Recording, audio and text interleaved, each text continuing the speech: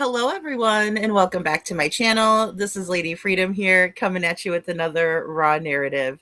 And it's so good to be back with you guys tonight. Thank you all so much for joining me and for watching the video I just put out. So I put out another video.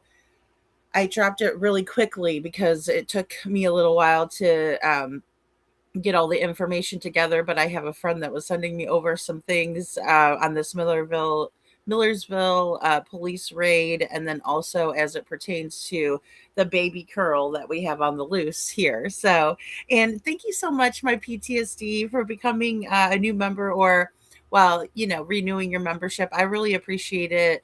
You guys are so awesome, and I so much appreciate you guys. Joining the memberships, and I hope you have a great time in the Discord as well. So that's wonderful. Welcome. Of course, you're always part of the Dragon Tribe, so thank you. And I apologize. I don't know if what is going on with this restream, but if I add something on my phone, if I add the stream to my phone, it's been acting up lately. Well, just this afternoon, and then it created another double and wouldn't let me into the chat. So I don't know what I'm doing wrong when I've set it up on my cell phone. So I apologize. I think a couple of you guys were in that chat before. Yes, I am. I am available then, my PTSD. I sure am. Just send me a text. Yeah. I'm sorry. I have a few that I have some spam text messages. So if I missed one, I apologize. Um, but yeah, most definitely. I'm excited to get together for that. Hey, Seth, good to see you. And thank you for being here. Thank you for posting Sebastian's flyer, of course. Well, great, Witchy. I did an experiment where I changed the I pressed the buttons before I came up here. So great. Thank you for letting me know. I appreciate you. And Witchy, I think I saw you in the other chat, and I apologize. I went right to the Discord, in the mod Discord, and told you guys, oh my gosh, I have to make another one. And then it made me set it for 15 minutes later because, of course, I was already late, which is terrible. But I'm trying to chat because it wasn't letting me um, switch over. So yes, I'm so excited. Yay, my PTSD. That's fantastic. And then I'm also going to have everything together for us for the war room activity that we're doing and the emails that I'm going to send out. I need to get to all of that and put it into, um, some order. Um, so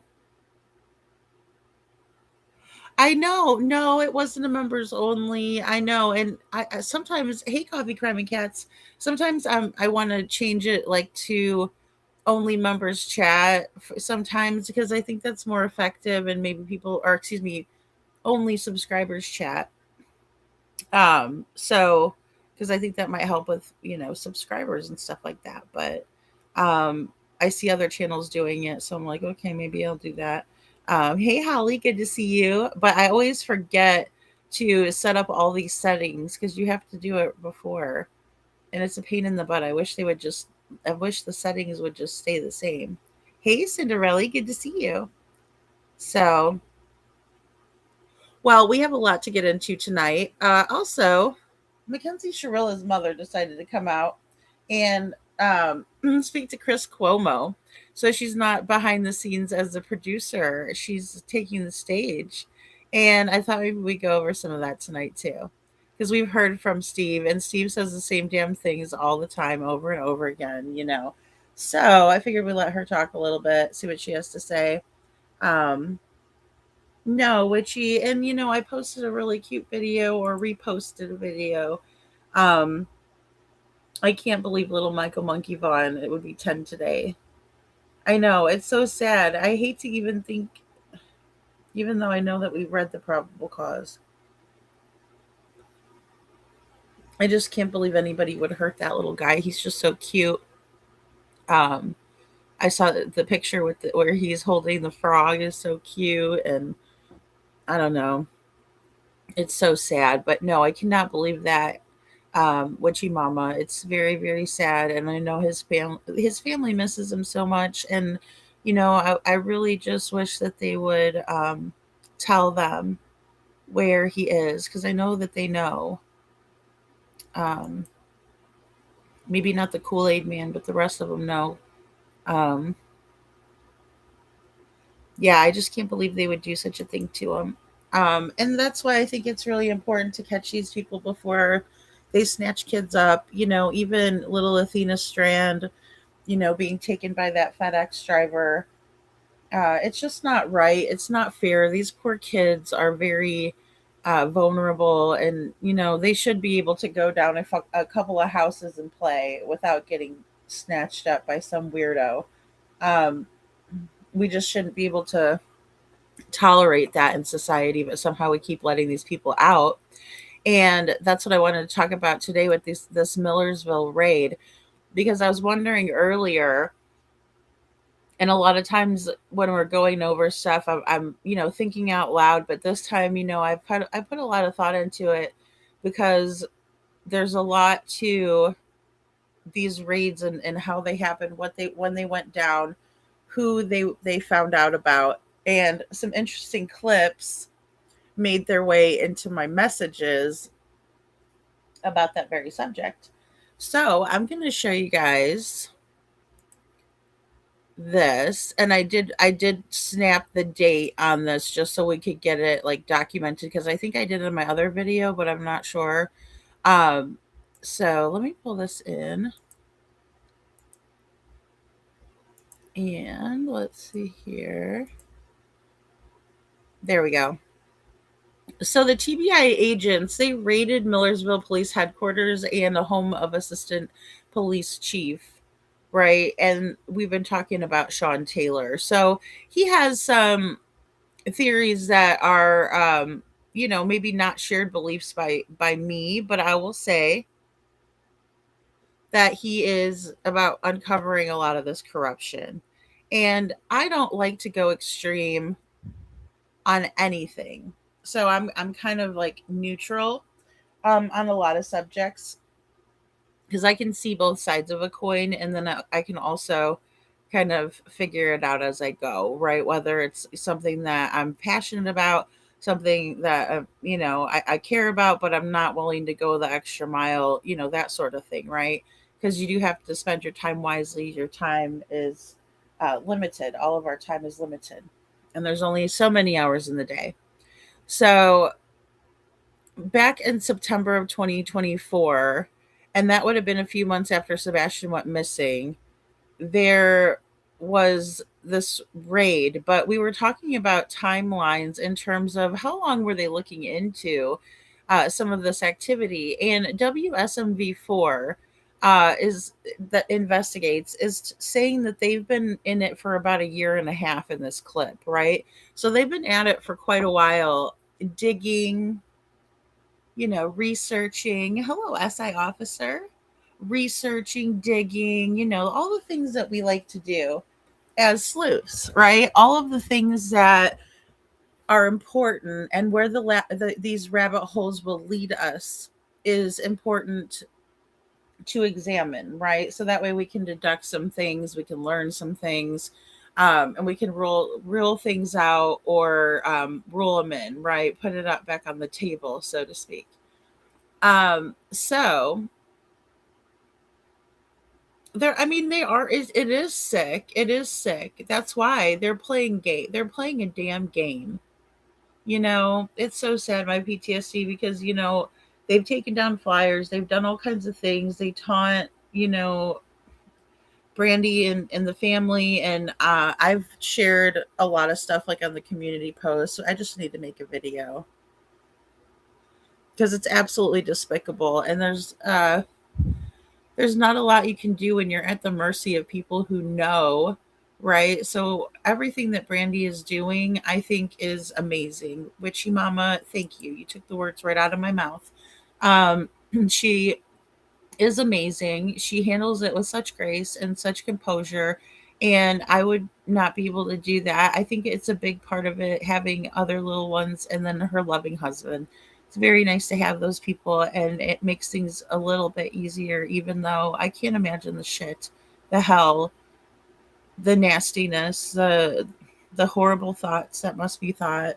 I mean, it just is, it's such an unfortunate sick situation. I feel like Chris and Katie have that factor with Seth. I feel like Seth goes through that too, and so I see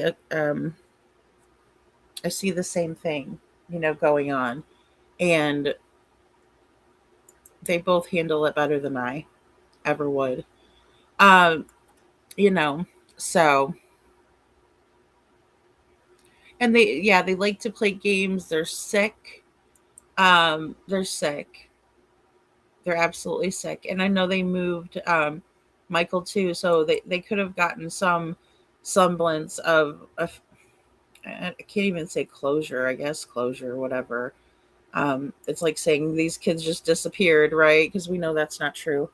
But they could have gotten some answers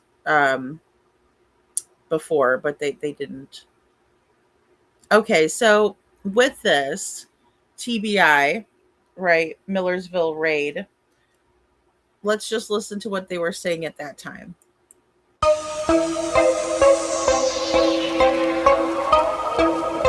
Cover tonight exactly what TBI agents are seeking to find in their raids of Millersville police. Good evening, everyone. I'm Tracy Cornett. I'm Lauren Lowry. Today, special agents searched both the Millersville Police Department and the home of the city's assistant police chief. Our chief investigative reporter, Jeremy Finley, obtained the search warrants connected to these raids. So, Jeremy, what do they tell us? Well, they tell us a lot. As we first told you on News 4 at 4, the TBI is seeking evidence for 3 alleged crimes. But we also know they are seeking any information that the police department has on the people and businesses WSMV4 has been investigating for a year and a half now. Tonight, 2 TBI raids on 1 police department. The first at Millersville's police headquarters itself. Agents seen walking in and out of the building. The other at the White House home of Sean Taylor, Millersville's assistant police chief. According to 2 search warrants served at the police headquarters and obtained by WSMV4 Investigates, TBI agents are looking for evidence in connection to 3 alleged crimes: official misconduct, aggravated perjury, essentially lying under oath, and official oppression, when a public figure abuses his power towards a person. One of the search warrants includes the names of people and businesses at the center of our thin blurred line investigation and other alleged misconduct in the city. The warrant for the crime of official misconduct reads that agents want the police department's files, documents, and data on Solaren, a security company, and Solaren's owner, Jack Bird. Okay, guys, so they're looking into Sean Taylor here, right? And what they're wanting to get is police department files, right? Because he was a chief of police over Millersville, which is also Sumner County. So everybody knows that. Because I know it's quite confusing. The county lines run in split counties and things. So there's it's very strange how it works. Either way, that's what we're looking at here. And a search warrant was obtained. We were talking about the search warrant. Was it obtained, earlier, kind of just going over it. I'd like to look further into this because of what transpired afterwards.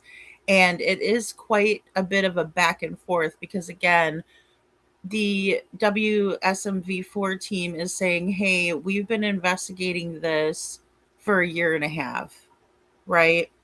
So I think it would be safe to say that this sting operation and some of this intel that they were collecting, which I do have a body cam or some sort of a camera of this conversation of one of the stings that they were talking about. But when we look at it, I think it's important to be open-minded too, because there was a sting operation done prior to this, and then we also have the WSMV4 team, and then apparently the Channel 5 team was also looking into all of these activities, and they were researching them or investigating them. And so these this collection of all of the data, which is very important to me, and especially the timeline too, because what we're essentially dealing with is a bunch of people who don't give a shit about children, and even DCS is being investigated for 14 different civil rights violations. uh, I think when it when we see that happening to people with disabilities, it's safe to say that Sebastian had that same thing happen to him, and he is in that group, in my opinion. Hello, Chu. Good to see you. Hey, Jen. Jen says Sebastian's map shows the Millersville Police. I'll be showing this soon. Oh yeah, we'll be watching it. Um, I mean, here's the thing. It wasn't very long after. September of 24 is when this all happened, in the beginning of September, September 4th. And, they're allowing for a lot of things to fall through the cracks. Um, and then I think it ties into the bigger picture of, I mean, I might become a conspiracy theorist if I lived in an area where this was all happening. And don't forget, guys, these are interagency internal affairs issues, right, with these police departments. I mean, the TBI is investigating them for, what, and they're looking for, and they collected files, right, their police files, documents. Okay, I'd imagine the documents were in the files, and the data on Solarin and Jack Bird. So again, I haven't looked, too far into Solera and Jack Bird, but, or excuse me, Solarin and Jack Bird, but uh, I think it's worth looking into. So I think we will continue to do that. Um, so again, I don't know how to get these documents, which I might be able to find them. I mean, it says filed under seal. I don't know if they FOIA'd the information or what. Um, but basically, this is the sworn affidavit, right? The search warrant. Um, Assistant Special Agent in charge of the Tennessee Bureau of Investigations, Riley Gray, has made proof of by affidavit sworn to before me that there is probable cause to believe the evidence of a crime, to wit, violations of Tennessee Code annotated 39-16 402, official misconduct, will be found within the Millersville Police Department, located at City Hall, 1246 Louisville Highway. Right? That's Millersville, Tennessee, also known as 1246 Louisville Highway, Goodlettsville, Tennessee. What the fuck is that? Oh my God. Hi, Confusion. Nice to see you again. Nice to see you again, Confusion. Wow. All right. And that the evidence to be searched for is as follows. And they put this over the top of it, right? But they're looking for PDF files or images, it looks like, as well as formats, which may be produced by scanning documents into an electronic format or emailing documents, right? And that's just, scanning in, taking a picture, downloading it, sending it to your email, blah, blah, blah. And all files, records, documents, and data, whether stored on paper or electronic form, including email, regarding Solarin Holdings LLC, Solarin Risk Management, Riot Hospitality Group, We Are Ready Nashville, Political Action Committee, PAC, and then Creekside Plaza, College Street Properties, FU Tommy Long. We're going to hear about FU Tommy Long, Hedgehog Investments, Lifestyle Properties, IV LLC, Louisville, okay, Mid South Maintenance, Peach Valley Properties, Roundtree Investments. The list goes on, and you can't see all of them. They want cassette tapes, micro cassette tapes, micro SDs, anything in electronic format like USB drives. They're looking for all of that. They want it all. They want all of it. Owner Jack Byrd. Our investigation tied the former administration of the police department to Byrd's company, which is accused of hiring imposter police officers. They're also seeking the files on F.U. Tommy Long. You may recall, that's the name of the LLC we uncovered owned by the husband of a political opponent of Millersville Mayor Tommy Long. We showed you how a dumpster with the name of the LLC was placed next to the mayor's home. But those are all former problems. The TBI is also focusing on the current police department, specifically Assistant Chief Sean Taylor. Taylor has been criticized for his conspiracy theories he touts on podcasts. The other search warrant requests body camera footage from Taylor and the city's police chief in connection to an operation that led to a man's arrest. In June, City Commissioner David Gregory called for Taylor's resignation. I don't need a Taylor, Sean Taylor, in this city. I'm asking for his resignation. I want him out of here. He's killing our city. He's dragging our city through the mud.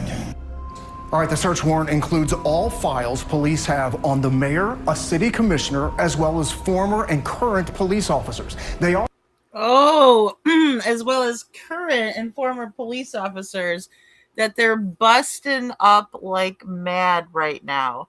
They are busting them mother truckers left, right, center. They're going backwards and grabbing them. 70, 71, we've heard both numbers, right? 70 different files, right? People that they were investigating. So all of those files ended up at the TBI. I would have to venture to say that they're making good on it and that they knew about this dirty, slimy commissioner. Now, why it's taken this long to come out, right? Now we're looking at about, I would say it's safe to say 2 years later, right? From this time where they're finding out about it. But see, they were ready to pounce on these guys. And hello, YouTubers here. Good to see you. Welcome in, guys. And yeah.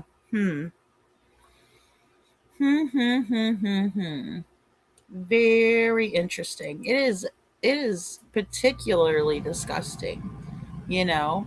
And little Miss Sharon, I watched this documentary on little Gus Lamont. I say I watched it, but I listened to these things more than I watched them. So but that family is very suspicious. Um, well, I'll just say that I don't know a whole lot about anything other than I think it was the 60 Minutes Australia that I watched. But I love 60 Minutes Australia, and boy is little Gus Lamont cute, guys. I know that's kind of a really swift subject change, but I'm hoping that they can find him. But that family is very odd, and not just because the mom or the dad is transgender. I don't want to say the wrong one, but just that the circumstances are equally as strange. So, but it's all going to come to light. SI officer, it is all going to come to light. Yes. And I'm working on a better timeline of events here that we can kind of, look at and understand, because, here we are. You got the local news stations looking into all of this. And he gives us a hint over here. WSMV4, he's like a city commissioner, hint, hint, right? Nudge, nudge, hint, hint. Listen up, folks, and I appreciate we have to read through the lines sometimes. You can't just say, right? But those are what's being said through the grapevine, right? If somebody tells me that there's a Chester cheetah on the loose somewhere, I'm going to ask them who. I want to know who, what, when, where, all that, because I don't want them living next door to me.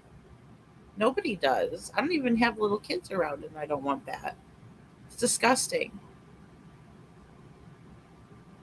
Aw, Witchy Mama. Yes, I love, love, love the Australian news. Uh, what's the other one? Sky Australia or Sky News Australia? I like that one too. Did put in Discord 12 searches and sus. Oh my gosh. Yes. You know what? Little Miss Sharon, I might have clicked on it from the Discord. I have no idea. Sometimes I don't know which way I'm coming or going some days. Um, I've just been really, really busy too, with personal things as well. So, um, yeah, that's funny. I bet you did. But I was like thinking, this is really suspicious. Um, and poor little Gus, he's adorable. That hair of his, the curly hair. He's got the blonde locks, and it's just a weird situation altogether. You know, somebody said that a bird could have came down and swooped him up and got swooped him up and got him because he's so small. Um, 11 searches.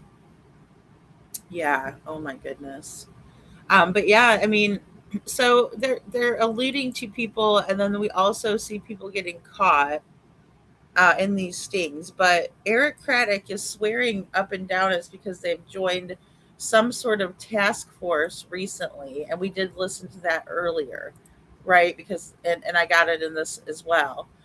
Just to replay it really quick, not the whole thing, obviously, but just a little, that part, because you know, don't tell me that this didn't come from these raids and everything. But why are people against Sean Taylor, and why does Sean Taylor think people are against him? I find that to be interesting, it's not every day that you see such discord, right, and disdain for part. I don't even know what to say, partner agencies, or opposing. It wouldn't be opposing agencies. I thought they all worked together, right? I get that they're paid separately, and so they can't really work for another. They don't float around from department to department, right, or whatever. But if people need help, right? I don't know. Ugh, maybe I'm naive. So yeah. Well, I think it's very suspicious. I would like to do a live on Gus and his story, um, because I think it would help get some more exposure in the U.S. too. So maybe we'll do that, little Miss Sharon, because yeah, I'd like to deep dive into it. And some of their statements are very odd, aren't they? They're like just the way. Well, there's a certain level of hostility, and then there's not enough tenderness or care. So I wonder how it was for Gus living the day to day, And I do think about that with these little kids. It makes me sad to think about it.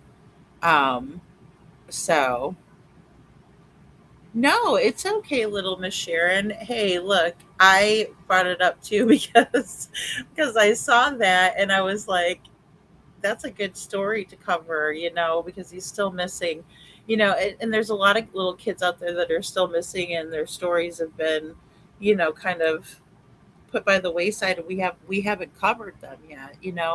I was shocked when I covered Jonathan Hong, and I always say his last name probably incorrectly, but Hong. His story is so much like Devlin's, so much like Sebastian's, and you learn a lot from every one of these cases, especially when you have a young adult, right, who is over the age of 18, but maybe their mental capacity isn't, exactly there because of autism. And autism spectrum disorder is another, you know, similarity that we have in Sebastian's case. And again, today it was just tough. And it's tough to recognize that there's other children that, thank God, they're not missing too. Some of them might have been, that have gone through the crack, fallen through the cracks of this completely screwed up system. And where are they? Because it's not just these 14, it's not just Sebastian, because I'll say 15 civil rights violations occurred because Sebastian should have one as well against them, in my opinion. How long are you going to keep that CPS record open so his father can't see it? In my opinion, it gets me really riled up. Hello, Shadow. Hey, girl. I hope you're doing good today. Man, it's just like, really. And then this dude, and I'll go back, but this dude is over here, and he's at the board meeting, and he's talking about how he doesn't want Sean Taylor around, but this filthy son of a bitch right here, this dirty animal, right? But he's at the board meetings talking about, oh, well, we don't need Sean Taylor around. Well, why? Because he's exposing your asses? It's weird. And I want to try to get those. Into an operation that led to a man's arrest. In June, City Commissioner David Gregory called for Taylor's resignation. Okay, David Gregory is calling for Sean Taylor to resign as chief of Millersville Police Department. I don't need Sean Taylor in this city. You don't need him in the city. Now, see how that is so personal when he says that? I don't need him. I don't need him in the city. Right? What, you don't need him causing trouble for you so you get caught hurting little children? You old fart. Disgusting. I want him out of here. He's killing our city. He's dragging our city through the mud. What? Says this man who has alleged, there's some heavy allegations, grand jury. They let him out, right, on bond. He's on the loose in Sumner County. He's on the loose right now, folks. Breaking news. I'm asking for his resignation. I want him out of here. He's killing our city. He's dragging our city through the mud. All right, the search warrant includes all files police have on the mayor, a city commissioner, as well as former and current police officers. They also want all computer drives for the police chief and top police administration. Now, I did speak with the Sumner County District Attorney, Ray Whitley, who says the TBI investigation is clearly into the current police department. But he says if the TBI investigations uncovers wrongdoing by past administrations, that too will be part of the investigation. All right. So, in my opinion, like I said, I think it's safe to say that they decided with all of this, right, that they were going to go ahead and look into some of what was being alleged by this group and by Sean Taylor's affiliations with the other organizations, right? Sawman's group. We're going to talk a little bit more about that and about how they were doing these sting operations, how it works in Tennessee, and that sort of thing. Our coverage of the breaking news, the TBI raid on the Millersville Police Department continues now at 6. And good evening to you. I'm Carrie Sharp. I'm Rory Johnston. After months of questions raised by News Channel 5 Investigates, the TBI descended upon the Millersville Police Department, as well as the home of that department's conspiracy-minded assistant chief, Sean Taylor. Our chief investigative reporter, Phil Williams, is leading this investigation for us. He joins us now with team coverage of this major development, Phil. That's right. Minutes after we got word about TBI agents being spotted outside Millersville City Hall, our entire News Channel 5 Investigates team sprang into action, trying to learn what we could from watching as the raids unfolded. Last month, my rent and bills hit at the same time. I looked at my bank account and just thought, taking to the air in Sky 5 for a bird's eye view of the Millersville Police Department, And here on the ground, we watched as TBI agents executed a search warrant issued by a local judge. Photojournalist Brian Staples captured these images of the two men at the center of the investigation. Police Chief Brian Morris and Assistant Police Chief Sean Taylor could do nothing but pace and wait as agents combed through their offices inside City Hall. Agents initially directed their attention to a number of vehicles parked outside City Hall. A local resident captured this image of agents searching an unmarked police car as a police chief and a detective looked on. We'd like to talk to you about some of your conspiracy theories. All right, well, have a good day. All of this comes amid questions raised by News Channel 5 Investigates about the town's assistant police chief and his sometimes bizarre conspiracy theories. Authorities have confirmed that the TBI is investigating the potential misuse of sensitive law enforcement data as Taylor has pursued those theories, as well as questions surrounding what appears to have been a botched child predator sting. Okay, so they talk about this botched child sting, right? Operation. He is an old fuck, Miss Sharon. I know. Witchy mama, he is. I should have said old fuck instead of old fart. Golly. Freaking disgusting ass people. It's like, what the hell is happening? Right? So this is the group, right? These mongoose guys, right? and gals, right? And I mean, look, they're wearing the t-shirts and child tee, right? They're really you could tell probably have it in, their hearts in the right place. This one looks like a cop too, right? So you got cops, this is Sean Taylor here, I think. Sorry, I don't know. I'm not familiar with all of these people. But then that's Sawman right here. And I think these two, which she's wearing a police vest, were in the audio that was captured. I want to say, I can't say for sure, but if these are the people that were involved in this, then I would have to say yes. Since the 80s, I don't need Sean Taylor stirring up shit where I'm doing bad shit. What he is just a decrepit geezer, a decrepit old geezer trying to skeeve around with little children.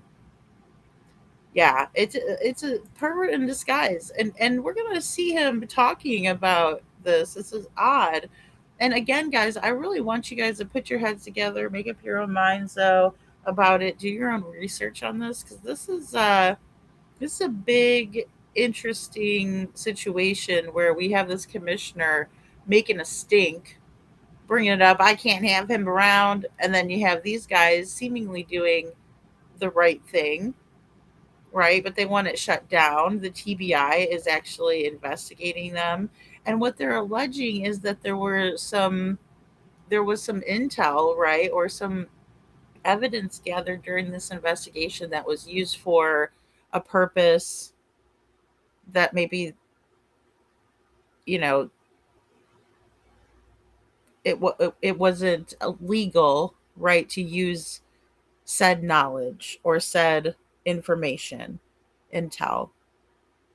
And I think that's what they were saying they were investigating Sean Taylor for, but there was a couple of other little things too. Um, a lot of different companies, a lot of different subsidiaries. I don't know if they're affiliated with this group either, though. So, well, yeah, they are. They are. They're it's a bunch of demons, in my opinion. You know, and they want to keep everything secret, and they want to keep it, you know, under wraps because obviously they live that way or they know someone that does. They don't want to be exposed themselves, you know? So my PTSD, I'm sorry. Yes, and I had to do it created 2 lives again for me today. And I'm like, really? Why is it doing this? So I'm just gonna have to do it from my computer because that's the way that it doesn't mess up on me. But I try to do it from my phone and look what happens. So again, you know, hats off to these people for doing the work that they're doing. I think their hearts are in the right place. involving a controversial out-of-state group. But the searches were not confined to City Hall. What's the controversy? I guess I will say that, they're not supposed to be posing as officers, but it looks like some of them are law enforcement. Um, what is the controversy when people are taking action? When people are duping these people instead of actually engaging with children? We need people online looking into what's going on. That's the only way we're going to be able to combat any of this, like even a little bit. And combating even a little bit can help the bigger picture, in my opinion. 9 miles down the road, photojournalist Bob Stinnett and investigative reporter Levi Ismail were monitoring the second raid. We're just north of Millersville here, outside of Assistant Police Chief Sean Taylor's home. Now, you can see one TBI vehicle right behind me here, but there are about 7 others right down this driveway outside of the home. We've seen TBI agents going back and forth from their vehicles to the home, carrying documents, carrying clipboards. There's been a lot of activity outside this home. Now, TBI hasn't told us what they're searching for quite yet, but Sean Taylor has made several claims about the Covenant School shooting, about local lawmakers and their connections to child trafficking. And so part of the question has been, has Sean Taylor been using his access through Millersville to conduct some of these investigations for his own agenda? At this point, those are all questions that TBI is hoping to answer by running an investigation. See, they're trying to figure out if he's running his own agenda, but I'm more worried about if the police are involved in this activity, right? So can we be equally outraged when it comes to that? I mean, I just don't understand that. Get the information, indict these people, don't ever let them out to hurt another child ever again. Put them in the wood chipper. Here by searching his property, and at some point we hope to have an answer as to what they find. Meanwhile, online, the reaction from Sean Taylor's camp was predictable. Friends, I just did a live podcast with 16 million people exposing how Tennessee Bureau of Investigations just raided the chief of Millersville Police Department, raided his home, and raided the police department. As the conspiracy theorist at the center of that botched child predator sting blamed me for that TBI raid, which he claimed is designed to cover up for child sex trafficking in Tennessee.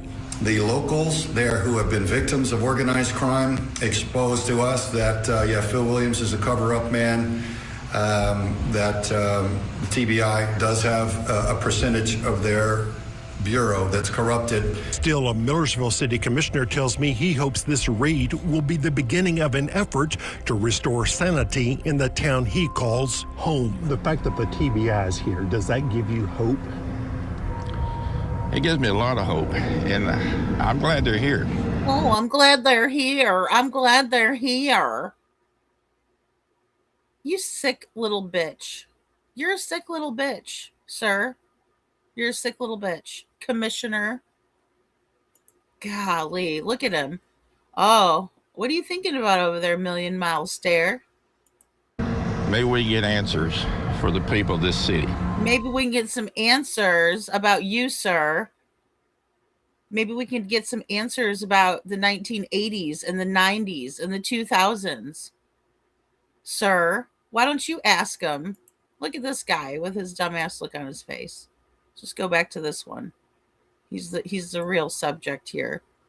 Well, I'm glad as hell that they're getting that they finally raided him. Of course you're happy as hell. And then afterwards, nothing from the TBI. The TBI is as corrupt as Sumner County. Well, I would have to agree with that because they haven't shown anything different. You know? And now they're going through, and I don't know, of course. I probably will never know for sure. But I'm willing to guess that this is the guy that they were talking about, the commissioner. And here he is all high and mighty. He needs to get out of our town. You know, they don't want someone that's going to out their dirty deeds, you know? right to the wood chipper with them, Coffee Crime and Cats. I don't know why we deal with them or house them. Hello, Ann Brock. Same guy that was just arrested. Right. Same guy. Same guy, Seth. And, you know, he has the audacity to sit over here and bitch to, oh boy, at the news station. The fact that the TBI is here, does that give you hope? Oh, sir, Commissioner, we need to know. Does that give you hope? What about hope for his victims that he'll never touch them or look at them again? Look at that nasty old geezer. Look at that dirty old belly. Ugh, God, disgusting. It gives me a lot of hope, and I'm glad they're here. Maybe we get answers for the people of this city. Now, neither Sean Taylor nor Chief Brian Morris has spoken to me throughout my investigation, but the chief did speak to a local news source, the Smoky Barn News, telling them that this is, in his words, all political. And we want to be clear, Phil, the TBI, you know, they plan these things, but they can't do it by themselves. They had to get a warrant from a judge. That's right. And to get a search warrant, you have to present probable cause that a crime or crimes have been committed and that the evidence of those crimes will be found in the locations being searched. So there's a lot that goes into getting a search warrant. They don't just rubber stamp This is a these very warrants. standard process. Right. And a very serious development. Yes, yeah. We will wait for the next shoe to drop. Thank you.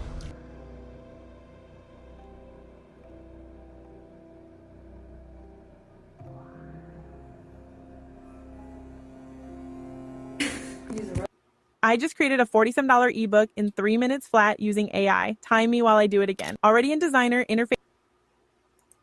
Real special. All right. Does he have priors?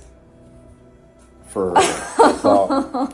Oh man, that's so cool. Yeah. I used to have one like that when I was like 12. So me and my neighbor kid used to like. They said he was pedaling like a sumbitch. He was coming for you, Angel. Yeah. He was. Yeah. This is your white knight riding out I here. know. Right? Don't take this from me. It's special. Yeah. Oh my God, that's the glorious steed right there that Yeah, Prince Charming came I riding really in miss on. that ride. Well. Did he have priors or does he have priors? Assault and drugs. That's it. No child-related crimes. Not that we could find, but Todd pulled the criminal history, the actual criminal history from dispatch last night. Yeah. So I'm sure we'll get to look at that today. Now that I know who he is, we can pull him up on TLO today and see what he has as far as that goes. Yeah. But yeah, I just walked in there with a notepad. What's your name, dude? He goes, huh? I said, what's your name? Don't lie. I said, you sure that's right? He goes, thank you. I just walked out. And also, camera crew went in and just started asking him questions. He just gave everything up. The camera crew went in? Yeah. Is that? That's fine. That's we didn't fine. prompt him. Yeah, we didn't prompt him to ask any questions. We didn't have him do anything. It was unsolicited, and he just started what we call spontaneous utterance. Just laying it out there. His attempted murder reduced to assault charge here in Tennessee, and the dope charge. And she swore she was 13, just randomly out of nowhere. Cool. Wow. Angel swore she was 13, or are you talking about something else? Angel swore she was 13. I think that makes it better. I don't understand, yeah. He's like 52, so we're good. Oh, man. All right, well, I'm going to get started back up now that you're here. Yeah. I thought who was that guy's name on the outside, the computer guy? Tim? Tim. Yeah. Tim. Yeah. I thought he was going to be here at like 8. That's what he said. So he told everybody. They got him at the 100, which is city limits. That's so funny. I'm on the interstate now, past exit 100, yeah. Oh, we can have his entire phone. Nice. And what we call the safety bag is what I call it. It's Faraday bag, gray bag, static, clean bag. So we now have access to everything, every text, every social media he's ever had is ours. Yeah. And we're going to follow up on that phone and backtrace it to where he's getting his sources from, the IP addresses, any phone numbers, and we're going to catalog that in chronological order to isolate where his main source is, who's distributed the porn from that point, if there's any on his phone, and what other victims we have out there, so we can reach out to them and go, hey, this man's in jail, we're going to prosecute, let's make it class action. Does that make sense? Yes. Okay. Obviously, okay. this man 100% has other child victims, right?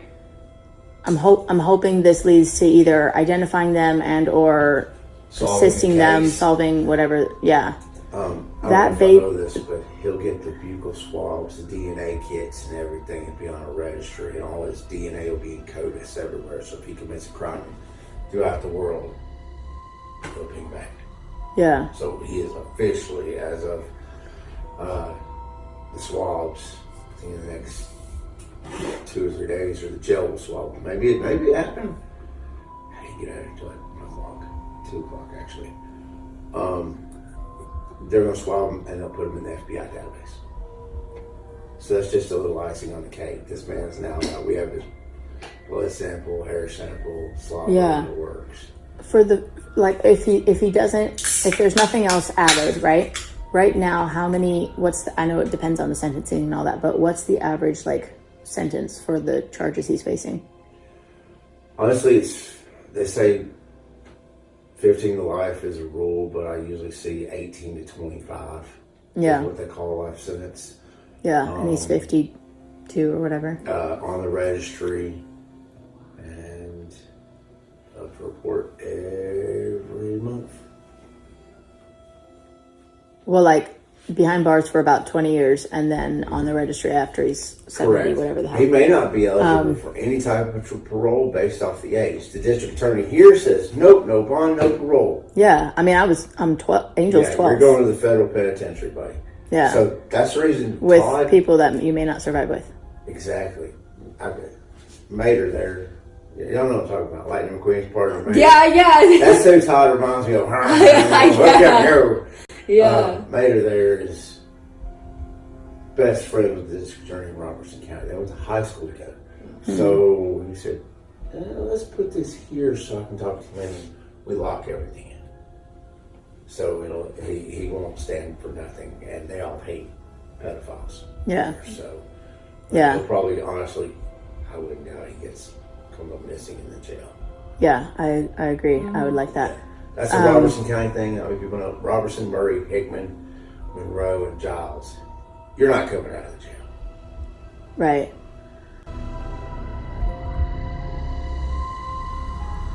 All right, guys. So, what was said at the end there, I can take it or leave it. I'm not going to take the law into my own hands on that, but I can see why somebody would want to.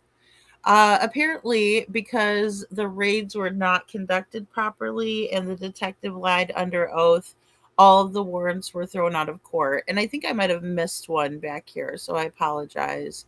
So that was an interesting conversation about catching these people. Give me a second here. An arrest was made, right? This detective who lied, right, under oath about the sting operations.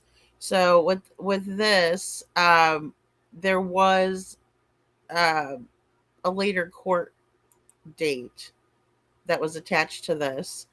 And I thought this was interesting too. Only a cop can type on the keyboard pretending to be the minor. He lied under oath that he lied under oath that was what occurred, right? So that was the part where he perjured himself in court. And in reality, it was not a cop, but someone from one of Sawman's groups, right, that did the typing. She came forward and testified, right? So we hear the gals, right, in this video. It seems to have two women's voices, different women's voices, and then it has the men's voice that was showed in the beginning, right? But it seems like they weren't sure about him in the beginning. Hello, Vera. Good to see you. So, so maybe they were video recording it or something. Either way, they're allowed to do that. It's a one-party state. But yeah, the detective eventually pled guilty to perjury. So there's a lot that went on, right, with this. And I want us to consider everything. And I also want us to witness people covering their own asses, because this is what it looks like, when they're doing that. Oh, and I wanted to go ahead. I think that's it on this. Let me make sure. Okay, yeah. So then we're back to the sting operation. Um, and it's kind of hard to make out who that guy is, but I'm sure we could pick him up out of that picture. I didn't have enough time to do that, or that would have been a good photo comparison. Either way, it does seem to be one of maybe these ladies that's in the picture that is at this as well. And then we come to this, which I find to be interesting. Um, right. Oh, and then again, I'll read this too. The raids were not conducted properly, and the detective lied under oath. All those warrants were thrown out of the courts. Okay. And then we have Mr. Craddock, Sheriff Snuggle Struggles, that has busted quite a few people as of late, or Sumner County has. Over the last year, since we've signed up as an affiliate agency with the Internet Crimes Against Children, we've made numerous arrests, more than 10. Okay, he's made numerous arrests in the last year, more than 10. He's saying that they got together with that ICAC group of people, right? So, oh, I'm sorry to hear that, Vera. No worries. You could do the voice to text if sometimes the voice to text will not put exactly what you want to say, though. Just a disclaimer on that. But I hope you feel better. Get well soon. So, and the same goes for you, Ann Brock. I'm so sorry. I know you have a lot of shoulder pain. Um, yeah, this is really interesting though, because I don't believe that Sheriff Craddock and this partnership yielded all of these arrests on their own. I think a lot of it came from what was seized by the TBI, in my opinion. First of all, don't do it. It's deplorable. These are children. These are one of the most vulnerable aspects of our community. They're children. Don't exploit them. Well, they're people. They're people, Mr. Craddock. Come on, guy. You know what I mean? I think I know what he was saying. Maybe asset or something, but yeah, they're people. They're little people, and they don't deserve to be treated like that. All right, here we'll play the Baby Curl song. They're children. Don't exploit them. Why is it always the ones with the baby curl? Baby curl. Them Chester cheetahs of the world rock a baby curl. Baby curl. All them creepy mother truckers have a baby curl. Baby curl. The evil man babies rock a baby curl. Baby curl. The hairstyle for Wood Chipper Island. They sport that baby curl and they always are smiling. Why do those weirdo wear a baby curl? Baby curl. They are grown ass men, not baby girls. Baby girls. He's accused of committing sexual abuse from 1987 to 2026. He's alleged to have been involved with at least 3 children and committed sexual battery at least 7 times between 2024 and 2026, according to an indictment. This reportedly took place in Sumner County, and the victims were under the age of 13. Prior to being charged, multiple people testified before a grand jury, including 2 children.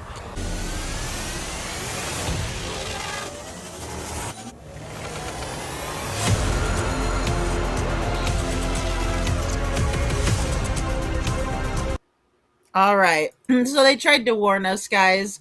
They tried to warn us. Where's the baby curl now, Vera? He's on the loose. He's on the loose in Sumner County. He sure is. That's I'm like, yeah. Yeah. They're not many words for it, because he did make bond. I mean, he got out. He sure did. And that's breaking. That's breaking news for everybody. That the baby curl is out, and we can't find him. We don't know where he is. And people are asking that. That's funny. You're not the only one that asked that. People were asking that on the Day Show. So the baby curl MFers. Oh my gosh. I'm telling you, I have made a couple of different renditions of that song. Um, I thought I made one with a country twang to it, and I wanted to play it for that guy, that old timer. But I just picked the classic one. Um, I mean, Kiki, it's good to see you, Kiki, and hello, couponing. I have another video too that I saw and that Witchy Mama had sent from the Discord. So let me pull up the Discord and there we go. And I'll pull it out of there. So thank you, Witchy Mama.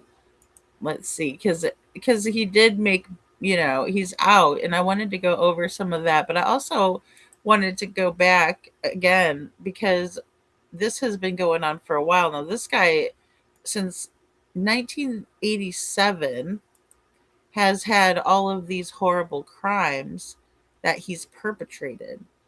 I also have a link that Seth sent over, and that he put in the chat the other day. I did grab that too. Um, so thank you, Seth, for doing that, for putting it in the chat. Because it did escape my mind when I was playing videos. I was playing so many damn videos the other day that I had, ready to go. So another Hendersonville arrest. Oh gosh, couponing of who? Who was it? See, I can't grab links as easy out of the chat. Well, why isn't the Discord working? Come on now. Refresh. Get your show on the road. The internet has been slow today. I apologize. So, it's all the time every day couponing. For the longest, I've been getting multiple people sending me all of these busts. Like Craddock is not lying when he says like over 10, because my phone's been blowing up with it. And then YouTube's like, whoa, whoa, whoa, you can't play all this. And I'm like, but it's gross and we need to talk about it. Um, it's awful, you know? Um, and it's every single freaking day. It's every single freaking day. Let me play this one really quick while we're waiting for the dumbass Discord to start. Um, one moment, please. All right, here we go. That's how bad people are making money out of foster care. So I go to this adoption assisted program, like, I'm gonna meet my new tribe of people that are adopting kids out of foster care. These people are awesome. And then I meet this one woman, and she's like, oh yeah, what you wanna do is you wanna get a D-rate kid. I was like, what's a D-rate kid? What does that mean? And she goes, oh honey, I make $28,000 a month off foster care. And I was like, what? And she was like, yeah, because I have this many kids. And she goes, here's the thing. You want to make sure they fail in school. If they fail in school and you can get them on medication, your rate goes up. Every time they don't pass a grade, your rate goes up because they're a more difficult kid. Every time they need a medication, your rate goes up. I think the intentions of increasing the rate was to incentivize good people to stick with it. What it did is incentivize all the wrong people. People who are in it for the money instead of for the love of a child. Incentivize the other way. Yeah, exactly. What if they get on honor roll? Give them a bonus. Oh my God. Well, what a concept. I mean, what a concept. That was disturbing. What state is that in? I wonder. I just found an ex-Gallatin cop on the news. Yeah. Yeah, are you talking about the one Cassim Barnes? I don't know if I'm saying it right. I don't care. He's about to be a number, hopefully.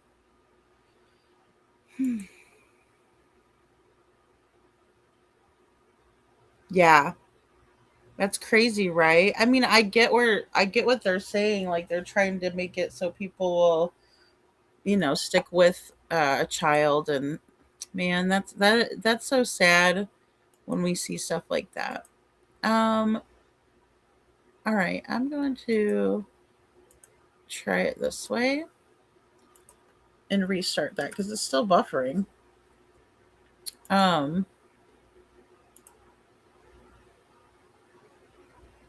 It's weird because I use it every night and it doesn't buffer. It doesn't buffer on me. But now it's doing a buffer thing. Yeah, Seth, that is highly disturbing. That makes me lose faith in humanity when they're doing that kind of stuff, you know. Um, haha, Mr. Seth. Oh, never mind, lady. He was one of the five. Well, yeah. What? Well, he's the only one of the five. Like, I want to see all the people. Weren't there a couple people from Florida? I'd like to see those Chesters. I want to see what they look like. You know, I mean, it's good when you have like a playground where you're at because they can't live there. Those pieces of shit. Even if you're an adult, you know. Aren't baby curls for girls? Yeah, but you know, the little boy babies have them, you know, and they're really cute. They have the little swirl and everything. It's cute when it's on a baby, like an actual baby, but not when it's on a grown ass man and they act like a man baby. They are. They are. They are. They always have them, Seth. It's not my fault. And if they don't have one that we can see visibly, they cut it. And I see that all the time. Or they shave their head and you can see where a baby curl used to exist. I mean, it's unreal. You know, that's just my crazy theory behind it. But I do enjoy making the songs, you know. It makes Shauna laugh. She laughs like hell at that. So I love it. And I do too because I like to take the power away from those guys. You know, they love to hurt people, they love to scare people, they love to taunt people, you know. I mean, so haha, we laugh at you. You're funny to us. Even he even had a baby girl and some resemblance to CP at a younger age.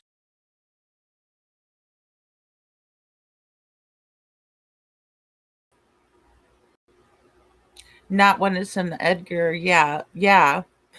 Edgar. That's funny. I haven't heard Edgar in a long time. That is so funny.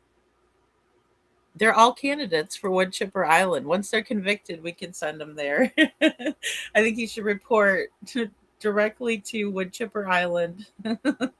And yeah, it would make things a lot easier, wouldn't it? I was waiting to see CP on that new baby girl video. Yeah, I know. I can't do that to him though. You know, he's not been convicted of anything like that. I don't know what to think about him, but I don't know that he would do something like that. So I can't. But I will. I'll make one for CP. Just all different CP poses. We'll do it. It's all in good fun, you know. I was thinking today they need to tell the truth and make it easier on themselves. That's what I was thinking today. How nice it would be if they told the truth. So, yep, get the wood chipper, Kiki. That's funny. They're all candidates for Wood Chipper Island and they sport that baby curl. Man.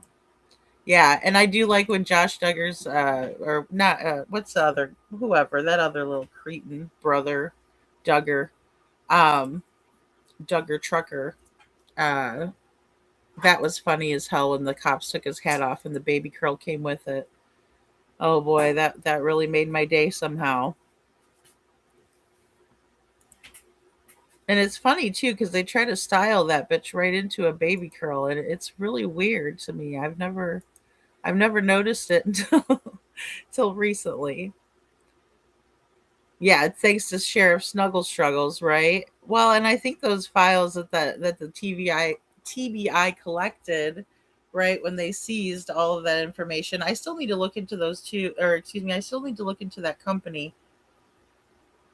But there's multiple companies that were listed on the warrant. I mean, I couldn't even read them all because they covered them up, but also there was tons of them. So I find it very hard to laugh at these disturbing individuals. It's just repulsive. I know. I'm so sorry, SI officer. I know. I know. And it is heartbreaking for the kids. And I will say that I could agree with Craddock when he says it's vile. You know, I think that's a very good word for it. How disgusting and awful it is. And, you know, the fact that there are clear connections right, to these big agencies and government agencies and politicians and all of the real estate, all of that lumped in together, um, is a great many people. Um, I'd like to think that there's more of us than there are of them, and that goes for in law enforcement and everything, because I know that bad people prey on, um, vulnerable situations. Thank you, Kiki. I will definitely look at it. Yeah, it's just terrible. So it's not going to let me into the Discord. So let me see if I can email myself the video, and I'll pull it up that way from the Discord because it's working on my phone. Um, let's see.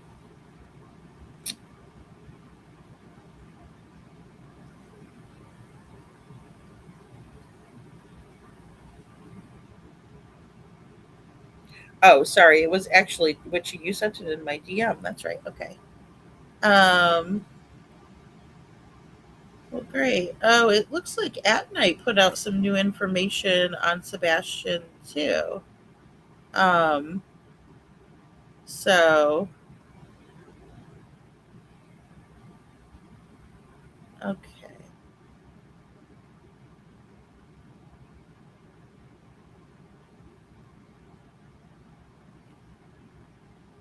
Sorry, let me just take a second to do this and get this in here.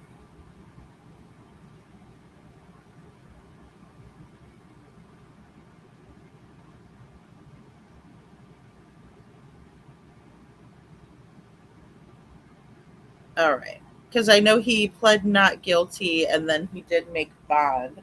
So he's intending on, trying to get away with what he's done, which is terrible for the victims, you know. Um, it's terrible. Hello, Holly. Hey, Holly. I don't know if I said hi to you, Holly. Okay, so yeah, let me see if I can pull it in this way. This is so stupid. Go here. Um,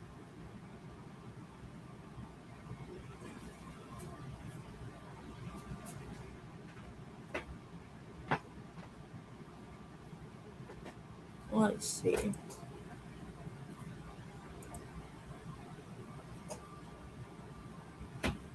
All right, so um, again, this is going to be from court earlier, and there's two clips, but I'll get this one rolling first if it will let me.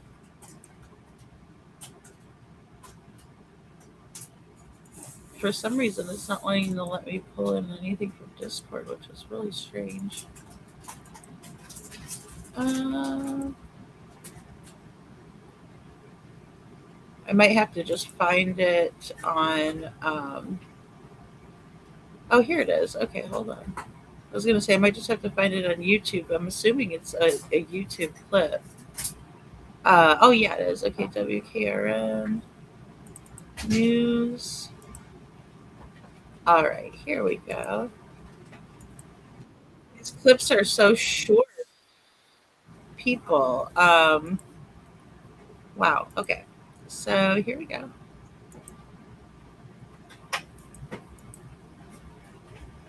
And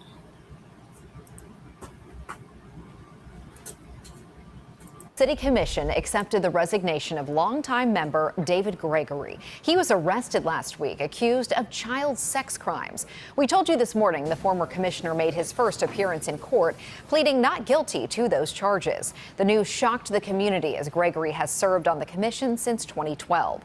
A multi-page indictment accuses Gregory of committing sexual abuse against children between 1987 and 2026. Just one of those counts alone carries 15 to 60 years in prison if convicted. News 2 is following this case, and we will keep you updated on WK. All right, so that's News 2, right? News 2. Man, and he looks like such a weirdo. He looks like such a weirdo. And at least he resigned, right? So that's good. But who's gonna, be in the next seat? is my question. Um, Lord have mercy. Let's see if I can pull this one up. Uh, oh, let me switch it over. Um, yeah, and I don't know because I don't think it's. I think he's got to have a couple of different counts. Also, I was thinking that he probably has a couple of different counts of this as well because it's saying. Sorry, I just saw something about it. One second here. Oh yeah, here we go. He's a menace, all right. Here we go. Now to a breaking news alert. A now former Millersville commissioner is charged with child sex crimes and has a path to get out of jail. Megan Fee is at the WKRN.com alert desk with what happens next in this case. Megan. Peyton, this morning in court, longtime Millersville Commissioner David Gregory pleaded not guilty to those serious child sex crimes. Gregory is charged with continuous sexual abuse of a child and 7 counts of aggravated sexual battery. He's being held at the Sumner County Jail on a $750,000 bond right now. So in today's hearing, the judge approved several orders related to the conditions of his bail and also discussed his representation in this case. Gregory submitted his resignation last week. Now the Millersville Board of Commissioners is expected to accept his resignation during a special meeting this afternoon. Peyton. Yeah, Kiki, if you resign, you're okay. I mean, what the hell? No harm, no foul. Wow. And I do wonder how many Chester Cheetahs are in there or any of these odd groups, right? I want to know who they were investigating. All of those people, because they said it was a police officer, they said it was a commissioner. I mean, God only knows who else was in that mix of people, or who knows them, or who participates in it and weren't being investigated yet and should be. Oh yeah, little roaches scattering. Yep. And of course, they were talking about the old DA. That's who they were talking about because all of this transpired back in 2024. So, yeah. Yeah, he looked good in those stripes, didn't he? They should have kept him right there, in my opinion. Hey, Mama. They should have kept his ass right where he belongs. In my opinion, they shouldn't have let him out. Because where did he go? And did they give him an ankle monitor?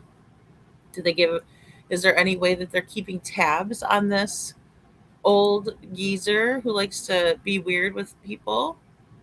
I mean, it's amazing to me that they allow for that and let these people out. It really is. All right, so I wanted to switch gears a little bit to Mackenzie Shirilla because, again, we haven't watched her mother speak on the subject of her. Let me just go back a little bit on this. Uh, in a while, we heard her in court, but she hasn't really publicly come out for a little while. I played a little bit of her publicly coming out. Um, but I wanted to put this up here too, just for good measure, because I think that them saying that the POTS diagnosis is a reason why Mackenzie, or it could have been a reason why she didn't,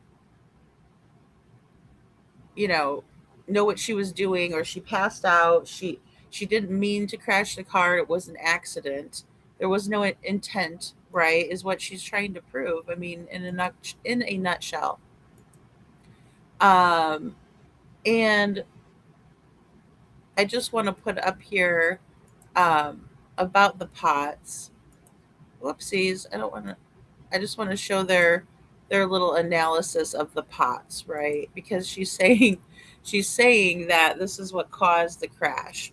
And we've covered this a bit. We went over Steve Sharilla's interviews, and he's a bumbling fool, in my opinion. He's just going on, and not really making a whole lot of sense. I can't explain the speed and the black box, and he's going on and on. He talks about Sasquatch poop, a Sam Squatch pooping. I mean, popping out. I mean, the guy is a real train wreck. And so let's see if the mom does any better. This is gonna be blind. This is a blind review. Buckle up, everybody, because lady has not watched this or thought about it, so I might have some strange reactions to this. Her mom scares me. Her mom, Vera. That's how I feel about the mom. I'm like, she's scary, man. So yes, we need some comfort food in here, don't we, Scranton? I'll tell you what, my goodness. I mean, it's a lot, right? Because they're trying to say that this could have happened. Oh my gosh. Steve was also blaming Davion and Dom, like they could have done something, blah blah blah.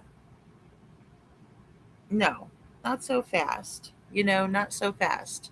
So good night. Good night, Kiki. Thanks for coming in. So yeah, it's just all right. This is the Cleveland Clinic is where they got this info. This is what POTS is, or this is what it causes. And I know some of our ladies in the chat say that they have daughters or family members who experience this. And, you know, um, we do know of this from Devlin Tate's case, because one of the people that was saying that she was helping with the reward money and things like that was claiming to have POTS. And, we never heard of it before. So it does cause, if you have this, dizziness or lightheadedness, especially when standing up during prolonged standing or on long walks, fainting or near fainting, shortness of breath, brain fog, heart palpitation, or racing heart rate, right? And then it also, I believe, it is connected with your blood pressure, right? And that sort of thing. So, salt pills and stuff has been known to help with it, but again, it's typically when you're standing up. Prolonged standing means that you're not in a car or on a long walk. She wasn't on a walk, she was in a car. And they didn't just get back from a hike and then get in the car she drove. They came from her sleeping to them going to into the car and driving back to where they were living. um, but again, that, especially dizzy, maybe dizziness and lightheadedness, but especially when you just stand up. So I just want to put it out there, uh, like that. Uh, Let me see. I think this might be an okay part to start. Let me see. What would be valuable to the ongoing dialogue about this case, which is what. Okay, sorry. No, it's not this part yet. Okay. Natalie Sharilla, thank you very much for taking the opportunity to join us. Thank you for having me. Let me just clear something up here, because you know how in this space everybody's got a conspiracy theory. Just to be clear, when I was interviewing your husband, you were in the background paying attention. Just to be clear, you've always been invited. I didn't box you out or just want your husband to speak for you or anything like that. Can you just assure people in the audience of that? No, I knew that. I wasn't camera ready, so I wasn't sure if I didn't know if that was like his thing, or I knew that I could always come on, but I was not camera ready at all.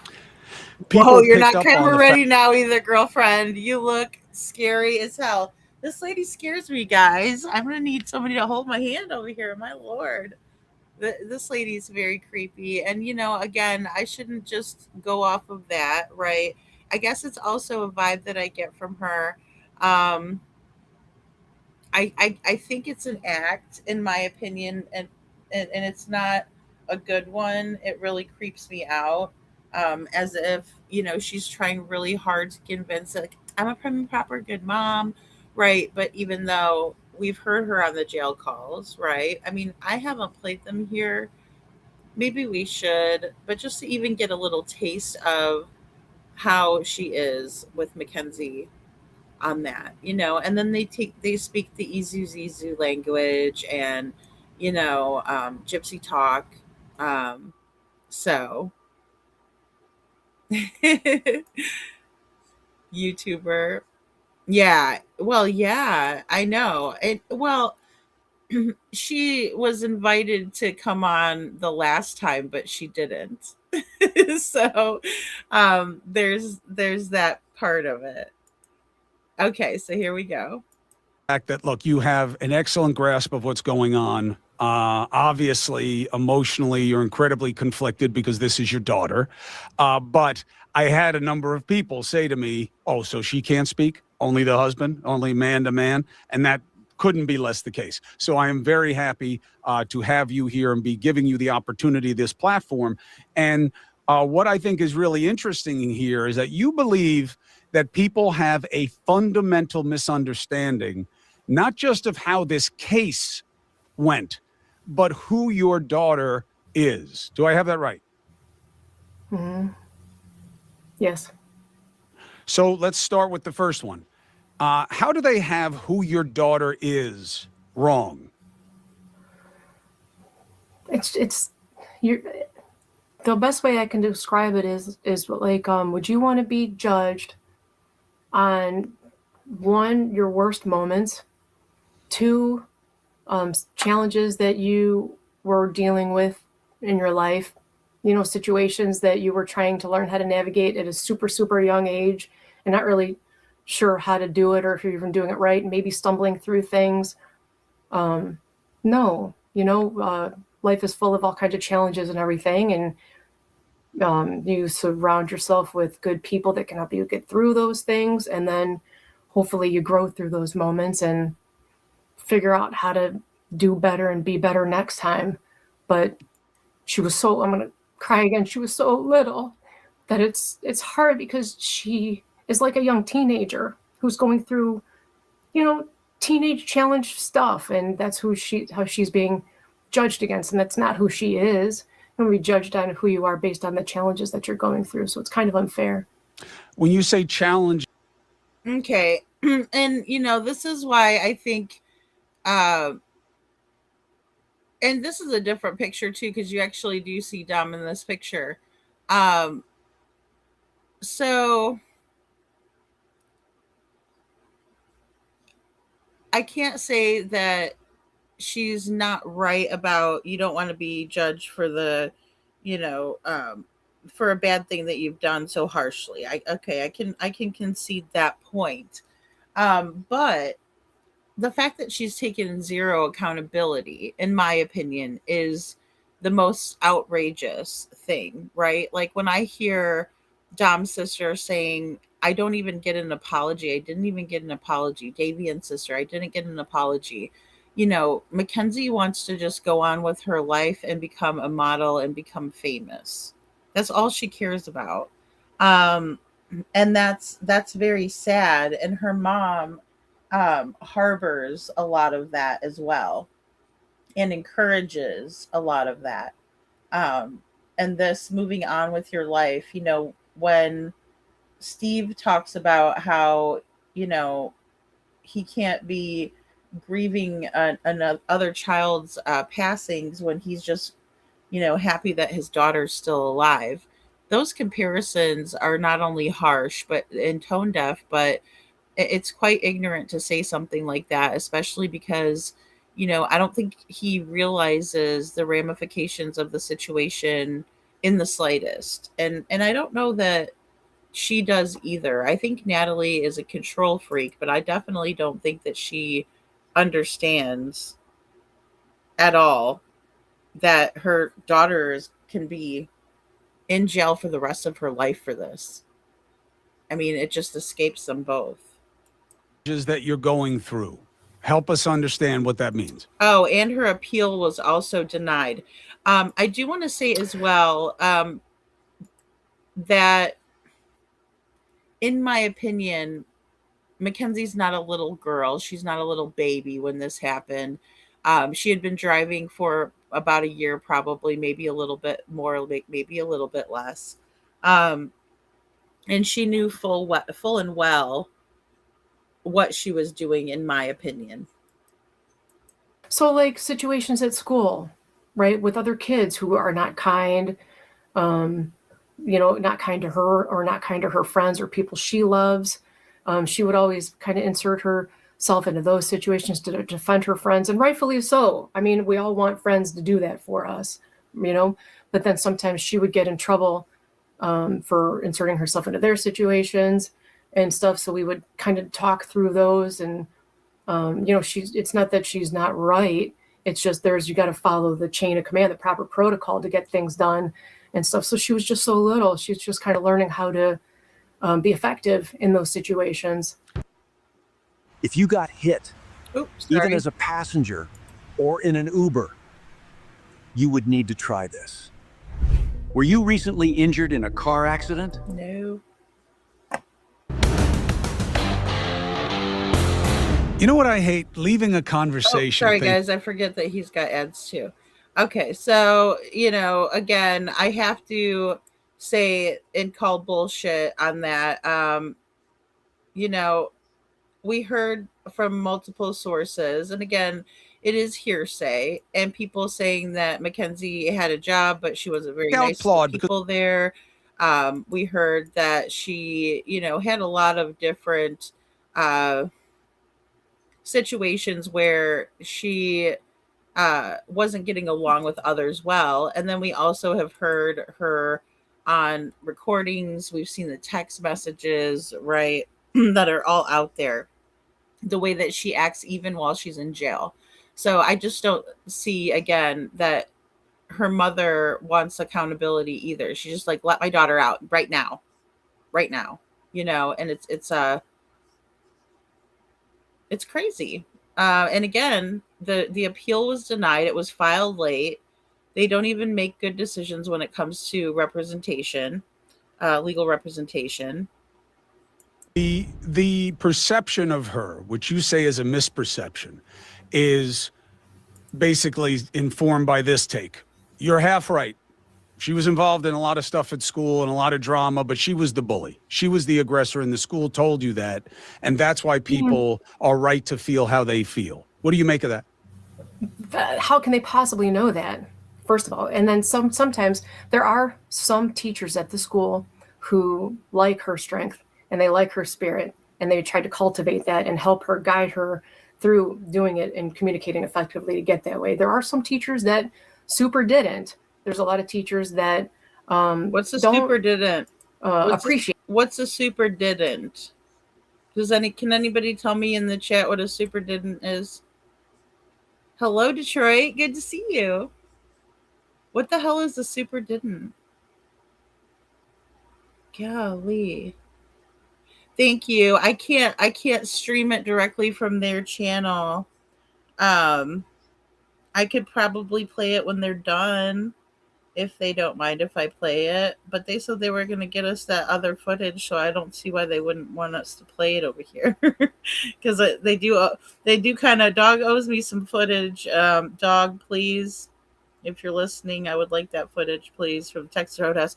Actually, I would settle to just know what time they left the bowling alley, right? When they arrived and left, it would be a great bit of information that I would like to have. So greatly appreciated. But you guys, I know that Sebastian's case is a very big priority. So if you guys go over there and watch it, that's completely fine. I completely understand, because come back and watch the replay, or like I said, when it's over, I'm sure they won't mind if we play it. So, well, none of them are smart. None of them are smart. They're not, Scranton. That's the thing. They're not helping her. Look at her mom, looks like a friggin' demon. She scares. She's so scary. So, well, good. I want to ask him. See, and he's live right now while I am, so I can't go in there and ask him about the bowling alley footage that he had promised that he would get it for us. And I would just settle for the timestamps. There you go, Bo. Bo says I'm bouncing back and forth. Aw, thanks, Bo. You guys, I think it's said about 30 minutes long. Okay, good. Well, we'll get it afterwards. I'm gonna go steal it. Oh goodness. All right, so we'll watch this lady. Guys, oh, this lady scares me. The strength in a child or a younger teenager, and they just want them to kind of fall in line. But there are some teachers that appreciated it. So it just really depends on who you're talking to. If you're talking to a friend that she was sticking up for, then she may be a bully to the other person. It just depends on who you're talking to. I understand. Right now I'm talking to her mom. And what I want to make sure is that you know where I'm coming from on this. I'm a pretty open and transparent person in terms of how I practice my journalism. There are a lot of things out there that you say are wrong, and I want to give you the opportunity to address them. So I'm not here to judge you or your answers. As we all know, there are plenty of people who are ready and willing to do that. But I want to make sure that our understanding of this situation benefits from the full complement of perspectives. Sure. And what I learned in covering this case and looking at it was, until I spoke to your husband, Yeah. as informed by your perspective in the background, I had no idea how at odds with the attorney and their strategy you had been. So that's where I'm coming from, that I just want to understand all pieces of this to understand how we got here. So the next piece of perspective on it is, well, we got here because Mackenzie Sharilla wasn't just a kid experimenting with drugs. This was a heavy-duty, hard-hitter, wild child. And she, whether that was how she conducted her relationship and how she felt about Dom and how she felt about life and death, this was an extreme personality type who was open to reckless behavior, and that's how we got here. Fair assessment. Oh my goodness. No. No. Let me tell you who Mackenzie is. She loves her family. She loves her friends fiercely. She's an adventurer. She's the friend that you have who will wake up in the morning and wants to seize the day. Like, let's go kayaking, let's go roller skating. It's pretty outside. Let's go hiking. Let's do whatever. She likes to go take pictures. That's, wherever abandoned buildings, like they do, the kids go to all these abandoned buildings, take pictures. She's not reckless. And I know in some of the photos, it does appear that way, but I mean, I've done things as a child that my parents probably wouldn't approved of. I hung around with some friends I probably shouldn't have. Oh, damn. Didn't mean I was reckless. Oh, damn. We got this little girl over here like a gangsta. And the thing is, guys, is she was also doing things and being having inappropriate relationships with older men for money, allegedly, from what we found out. Right? So she's doing all of this, and it's so, so sad. It is so sad because,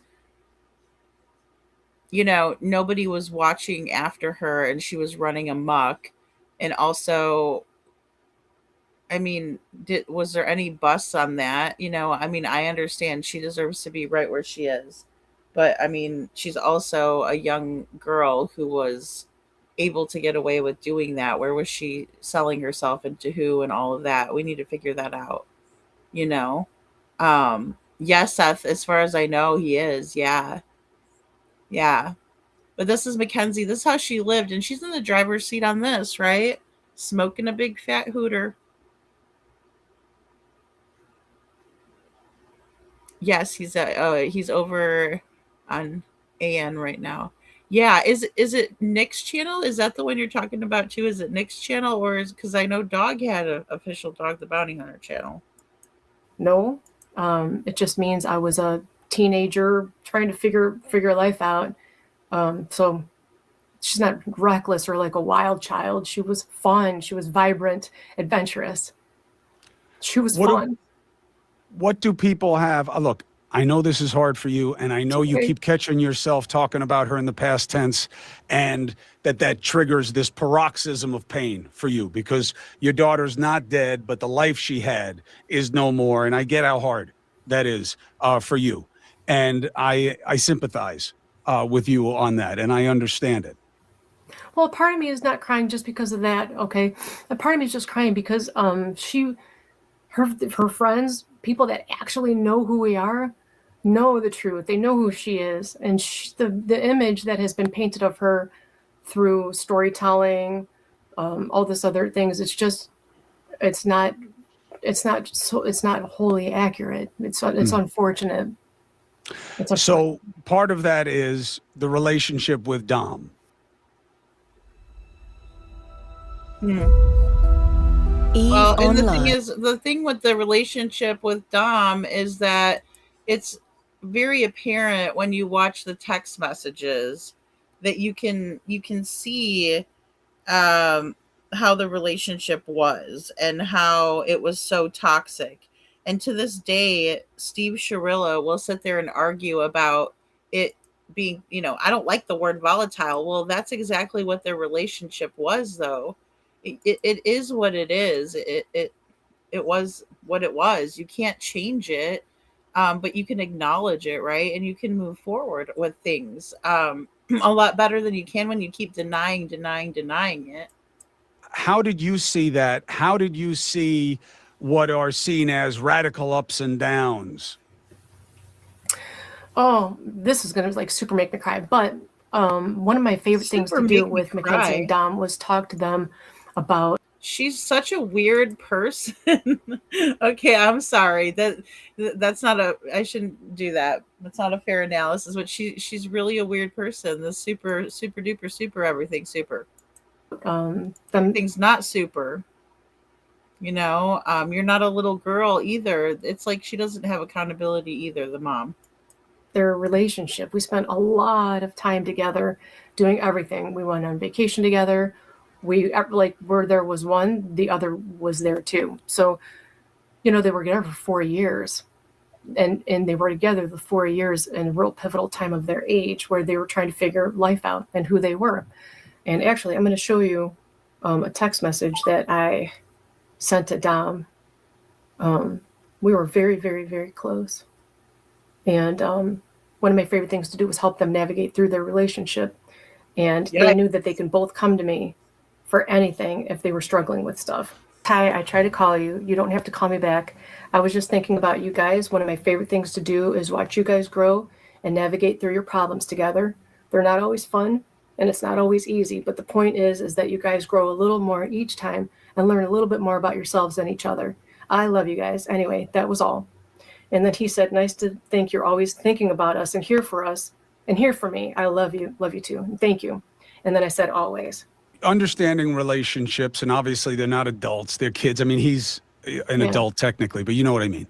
Yeah. Did you believe at the time that the vagaries of their relationship, the drama, was within the realm of normal, or did you see it as a toxic relationship? No, I didn't see it as a toxic relationship Oh, because God. we did spend so much time together every single day. He was either sleeping here, she was sleeping there. He would come over and make dinner. They made homemade pasta and steaks. So there was none of that. Like I knew that she was going to be, that he was going to take care of her, like keep her safe and like he was very protective of her. And then I also knew that she was protecting him. So in person, I don't think, I know it sounds toxic in the text messages, but there's no context for those. That's not who they were. And one of the things I always tell people is who Dom looks like on paper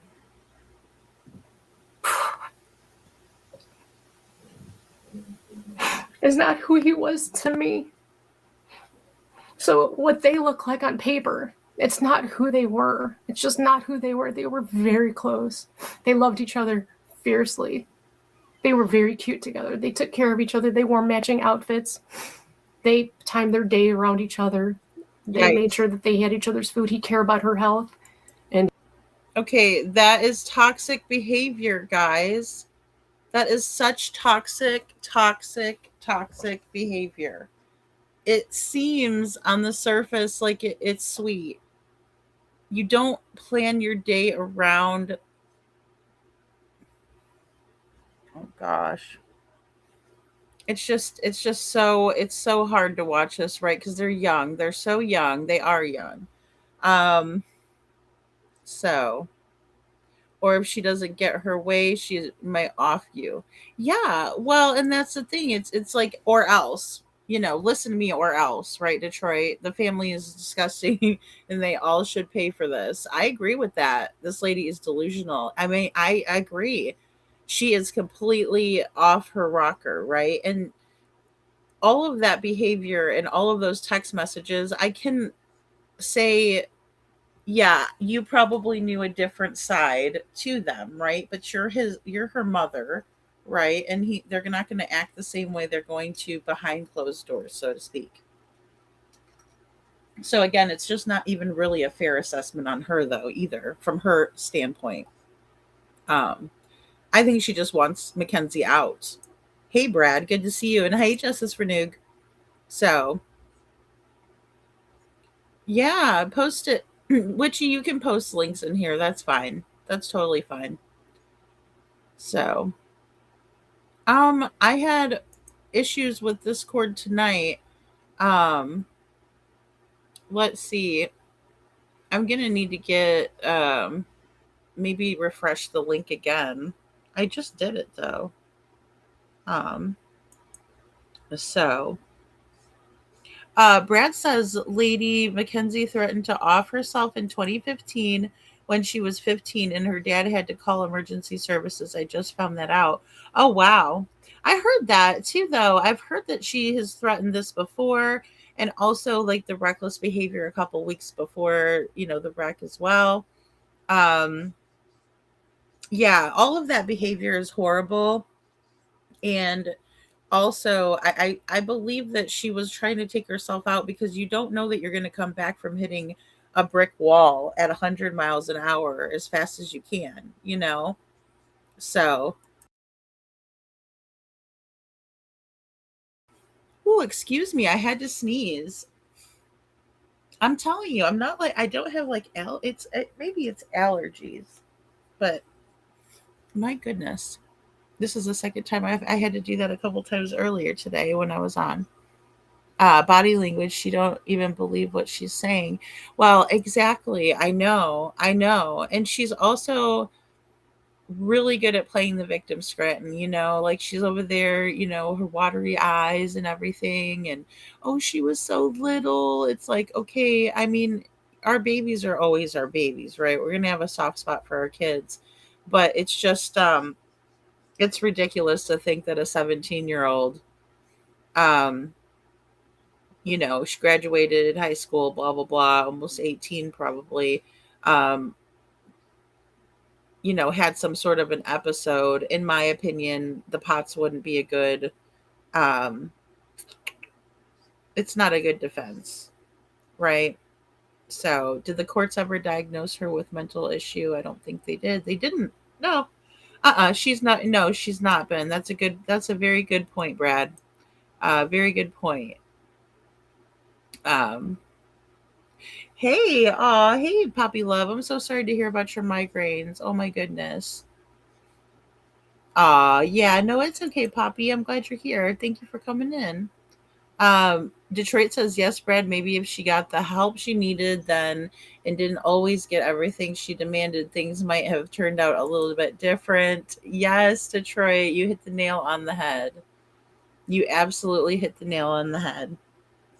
You know, so I know mine are too, Detroit. It's weird. Like I've had to sneeze and I'm like, I feel nasally, you know what I mean? But it's not like really bad or anything. I thought it was the humidity, like too much humidity or something.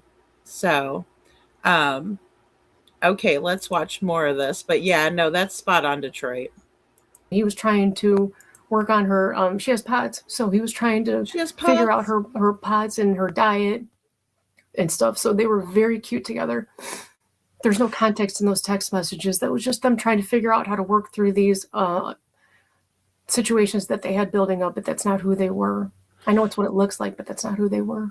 When I talk to you guys, you both bring up this relatively for most people, obscure medical condition called POTS, which is basically a blood pressure differential, and how that can affect people. You guys talk about it like this was something that was known and ongoing in her life. That is. I love how I love how Chris Cuomo says says right here, you know, he kind of downplays it, right? But I like how he does this right here. He's like, it's just basically a blood pressure differential, right? It's not going to cause somebody to punch the gas pedal and not know that they're crashing the vehicle, right? And I think that is absolutely funny that he's doing that, and it is a small way of calling her out, which that needs to happen. They have to check her. She's being quite ridiculous with the POTS thing. Not the way that it was argued in court, and it was not the way that the judge treated it. The judge treated it like what it seemed like from the rest of the record of the trial, which was a legal rationale for an unexplained intent crime. Right. But that's how it came across. That's not the way you guys talk about it. You talk about it like everybody knows that she had it. We didn't just diagnose this now. Is that the case? I don't know why. I don't know why. I don't know why the trial went the way it did. But yes, I mean, I told all of her friends that she has POTS because they need to know what to do if she has an episode. Like, they have to know. She has had a couple episodes and they were very aware of it. And if you don't know what to do when somebody's having an episode from POTS, they can have a seizure. It's called a non-epileptic seizure, or they can suffer from what's called like syncope or something like that. And the reason why I tell everybody that is because, like, when you have POTS, okay, you faint. You faint from sitting to standing, okay? And you can have an episode from anywhere between when you stand up, within 15 to 20 minutes, you can have an episode, okay? So. Do you have a side income? No. Okay. And I'm fine with letting her speak her mind about this, obviously.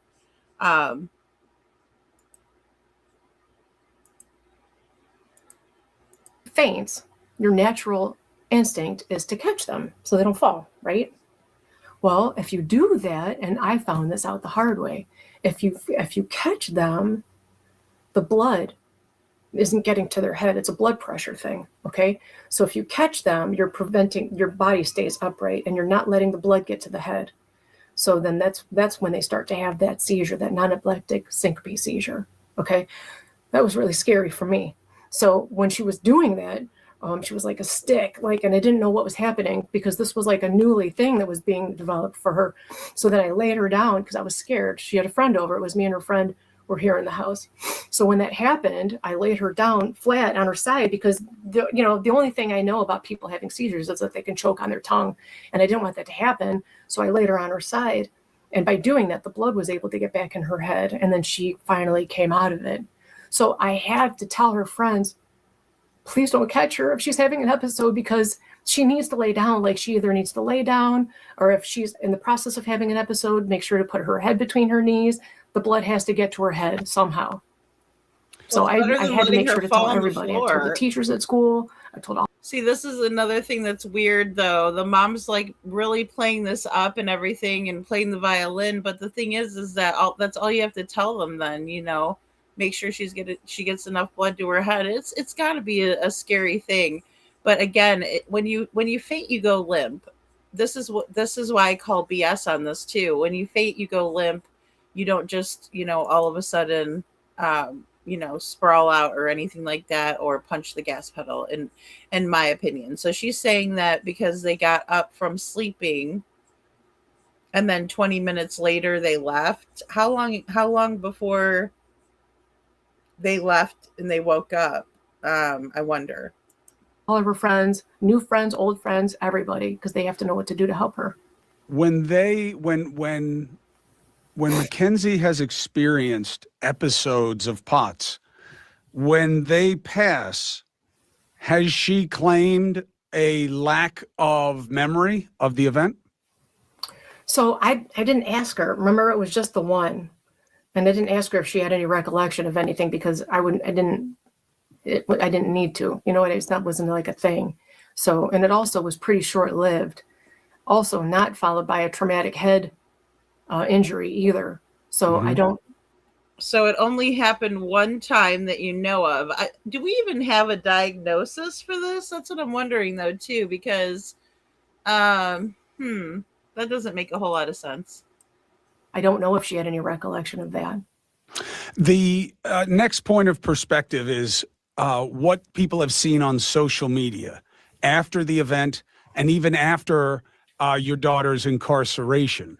And it is an extension of this wild child, very self-indulgent, maybe, taking girlfriends or lovers in prison. It's all about feeding a picture of her as just all about her appetites. And again, extreme. How can you help people understand differently? I can't, because anybody can say anything they want. Like, how can you stop people from saying things? Well, You know? with different perspective and analysis. Like, yeah, she smoked weed, but not every day, and she still went to school, and she did Oh, I this, and thought she you doesn't meant have her she experience doesn't in have there. girlfriends in prison. She's not fighting people in prison. She didn't stab someone in prison. I Yeah. mean, that's how. Yeah. Well, that is how. So, I can't speak on any of her activity in prison. She's not doing any of those crazy things people are saying. So what she's doing is she lays in her bed a lot. She colors, she draws, she paints things for people and their children. She's like super, super talented. She listens to music. She writes music. She journals a lot. She likes to watch movies and play board games. She doesn't like drama. So she tries to avoid that. And if there is, then she's always the first one to extend the olive branch to whoever it is to move on from there, because she likes to bring people together. So How do you explain what is reported as an unusual amount of misconduct tickets for violating prison rules? thank you for that. So contraband isn't like drugs. It just means that you have something that's not on your vault list. So let's say you have, I don't know, five things with you when they go and do like their searches or something. Then that's 5 tickets, 5 separate tickets, because you have somebody, she, like for instance, she had to go to work in the morning and she didn't want to miss going to work. So she used her friend's alarm clock, wasn't on her vault list. So that would be considered contraband. So that's 1. Then if you have somebody's pillow or like an extra blanket, that's 2 tickets. So that's 3 right there, just in the same situation. So, and then the other one, so that's contraband. It doesn't mean drugs. It just means you have something that doesn't belong to you. It could be food, it could be literally anything. But, and then if you have multiple things, each individual item is one thing. So that could. We're not asking if you have it, if you have it, if you have it. What he's asking you is, what kind of trouble has your daughter gotten into since she arrived at prison or in jail or any of it? Because there's multiple reports that she has gotten in trouble and everyone's reporting on it, and you can't even admit that. I mean, she does not live in reality, this one. She must be talking about a different Mackenzie, Brad. I'm right there with you. Yeah, she must be talking about a different Mackenzie, all right, because she's not the kind and caring person, right? She's portraying her to be completely different. Oh, it's Pollyanna, Papa. That's Steve, right? But this one is the same way. Oh, I'm so glad you have your peanut butter packet, sweet pea. Oh, whatever. That could add up. And then the other one would be like the misuse of medication. She thought, she was worried about her health. So she just wanted to take it was a prenatal vitamin, because she just wanted to make sure that she must not have felt good and wanted to make sure she was getting enough of the nutrients. So she took somebody's prenatal vitamin. But what the fuck? Were some of the tickets as reported for sexually explicit video calls with an ex-inmate? Well, that I can't speak on. All I can say to that is she's in her early 20s. I don't know anything more about that, or The only thing I can say is now that you know what the rules are, you got to follow the rules. That's the other thing I always tell my kids, like, no matter where you go in life, everybody has a different set of rules you have to follow. I have rules at our house. You have rules at your house. They have different rules. Like, wherever you go, those are the rules you have to follow. And sometimes, unfortunately, we don't know what the rules are until we do. And then No, look at her eyeballs. Yikes. Oh boy. No, you know what the rules are in jail and prison. They make them pretty cut and dry. The rules are that you have no rights anymore. You're an inmate. That's the rules. Should be doing none of that shit, and she knows damn well. She knows damn well. Detroit says, "What in the actual fuck?" Look at her face. My lord. Oh my goodness. Oh, Bo, was it good? Was it any good? Tell me about it. See, that's the nice thing. If you guys go watch it, you could tell me about it. We could look at this lady. Wow. Oh boy, she is something else. This is a blind, reaction. So I've not seen this, and this is appalling. when you do, then follow them. Something you can speak to direct. And I love how she like says all that, and then she does the thing with her lips, right? That is, she is in her early 20s. And then she goes, she's in her early 20s, right? So I don't know, shrugs, just shrugs. She's cuckoo bird. She's cuckoo as hell, cuckoo for Cocoa Pops. Wow. It's like, well, that's not what, and again, she's not answering any of the questions directly. He's like, so she was caught with, compromising situation with an ex-inmate, right? They're not supposed to talk to each other. There's like a bunch of things that she did wrong there. She's like, well, she's 26. Well, what does that have to do with anything? That doesn't have fuck all to do with anything. I don't know anything more about that, or the only thing I can Yes, you do. She told you in the Izu Sizu language. Stop lying. say is now that you know what the rules are, you got to follow the rules. That's the other thing And I hate to say it, but Chris Cuomo's face looks like he's being completely like insulted. His intelligence right now is being insulted, and he's just sitting and listening to her bullshit him so hard. Well, damn, Scranton, I thought it was going to be better news.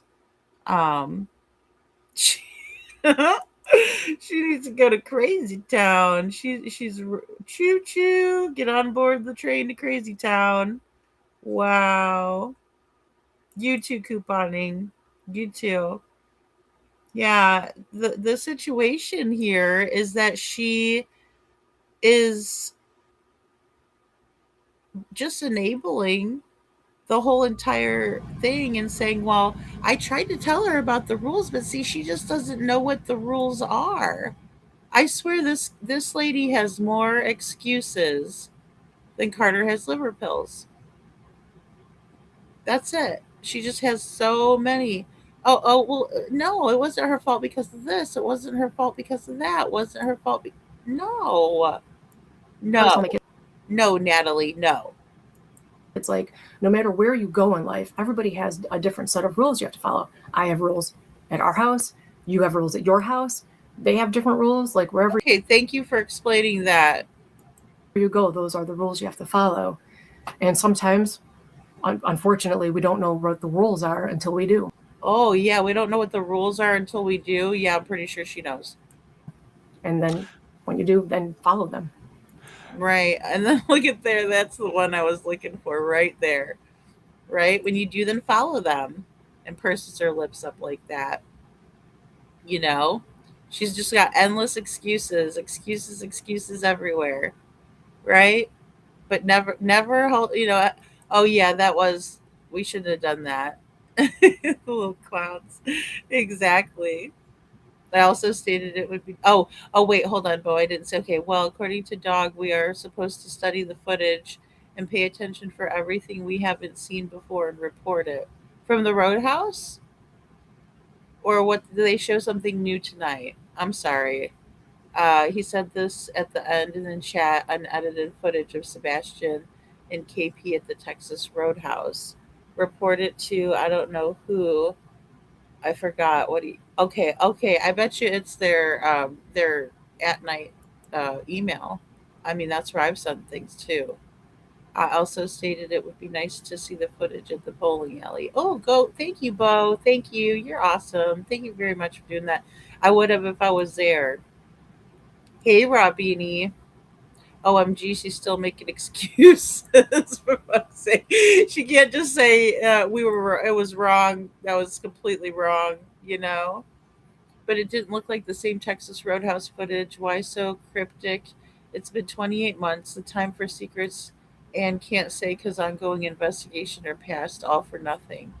All hype for what? I know. Well, that's the thing. Um, were they able to get a different angle so we can see what Katie's mouthing to Sebastian? I want to see what Katie's mouthing to Sebastian. You know? I don't think she's a Pollyanna. I think she's a darn well knows and is trying to de-escalate the chatter. Ooh, oh yes, witchy mama. That is true. That is very, very true. I posted the link in the video. Thank you, Robini. We'll definitely switch over to that. How much time do we have on? Okay, so let's just do one more with Sharilla and we'll switch over. Something you can speak to directly is when people hear you have explanations for innocent kinds of tickets, but you say you know nothing about the kind of ticket that would inform people about the nature of her personality, it becomes suspicious of your credibility. Do you understand that? You, just you, building your app. Sorry. Dang it. Yes. No. This. Well, I can't talk on the sex ticket thing. I mean, I'm sure we've all had spicy conversations with our friends and people, so I can't really speak to that. What I can speak on is that none of her tickets are aggressive or violent. You know, she's got extra stuff that doesn't belong to her, like food, pillows, blankets, alarm clocks. You can get a sex ticket, by the way, just for hugging somebody else, which is unfortunate because those girls are going through all terrible times. And you know, if you want to hug your, I don't know, but is it fair? Is it fair in your opinion? That is true, especially in female prison. Yeah. By the way, they have very strict rules of fraternization. I'm sure. Which is a weird word to use because it comes from fraternity, which has to do with males, even though it's about females. But we have a very sexist culture. Right. People point to, oh yeah, that's fine. But if she has enough rights. Do you see how the victims lose all of their rights? I'm not focused on how Mackenzie feels when she's the one that took their lives on purpose, in my opinion. It's amazing to me. Well, it's not fair because she can't even give someone a hug. I think it was more than a hug. She loved Dom so much that she got a girlfriend as soon as she went to jail. Is that fair? No, because what they're missing, she didn't go right to prison right after the car accident. So the car accident was July 31st. Okay. She was in the juvenile facility for almost a year after that. Okay. Then county for a couple of weeks and then went to Marysville. So there was a long time between. I mean, and people, you know, we do gotta move on at some point, right? So the whole time when she was home, obviously she was going through nothing, laying in bed, crying all day long, going through his photos, wearing his clothes, listening to his music, writing about him, thinking about him, talking about him, going to the grave, going to the memorial, like every day. Same thing happened in the juvenile facility. She kept a journal and wrote to him every day and talked to his family members on the phone every day. And then even when she went to Marysville for a little while, she had his photos. Dom and Davion's photos were all over her bed area and wrote in the journal like every day. So it's not, they're missing a time frame there. Time has passed. A lot of time has passed. You say your daughter is struggling. Mm-hmm. Why? Because it's almost like she's trapped in a nightmare that she has no memory of and can't even she's never seen the evidence. She's never seen the discovery. She's never seen anything. So she's almost trapped in a nightmare that she has. All she knows is that the boyfriend that she loved with her whole heart is gone, and Davion is gone, and she was the driver in a car accident and has no memory of it. So it's literally, I'm going to cry again. You should see her artwork. It's so sad.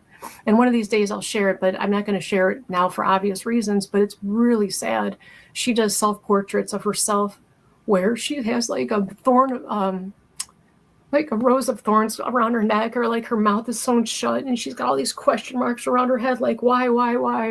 And like, where's Dom? Like, what happened? And Davion, it's like so sad. She's literally trapped in this nightmare. And so she struggles mentally with that part. And I feel bad for everybody. Holly. Shazam. That's it. Yeah.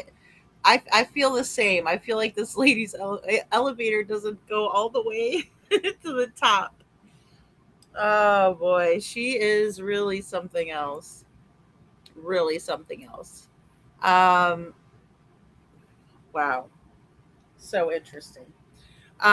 Okay, so I have to go back into the Discord. Let me see.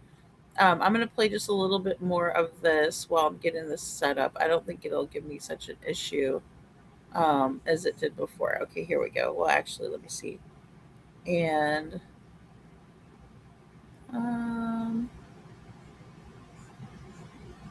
did you guys put it in the mod one or the members one? Oh, I see it. Never mind.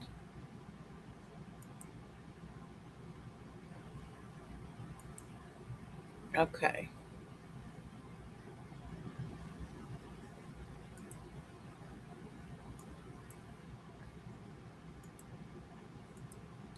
Let's see here. All right, so we're about, because I will play this again another time, but this looks like we need to watch it, especially if it's some new footage. All right, here we go. Thank you, Ravini. All right, so we got this. And at night, okay. Still missing Sebastian Rogers plus Summer Wells evidence timeline.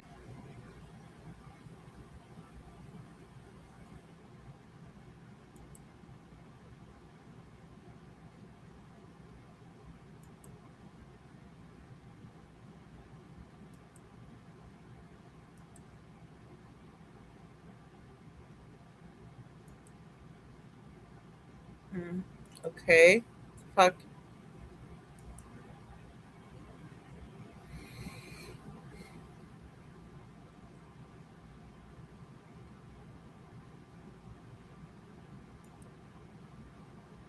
Okay.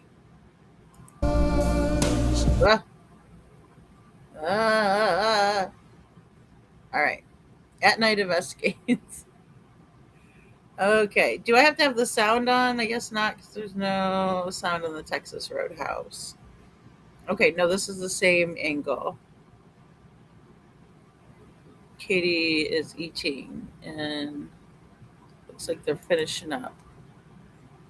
Let me see if I can't put this on the whole thing. You guys don't need to see me. I'm still here, though. I'm still here with you guys. Okay. And I could also pull this in and download it for us too.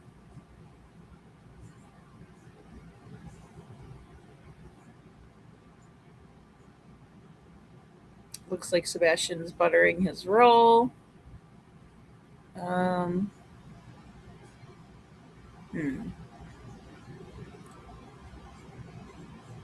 Very interesting.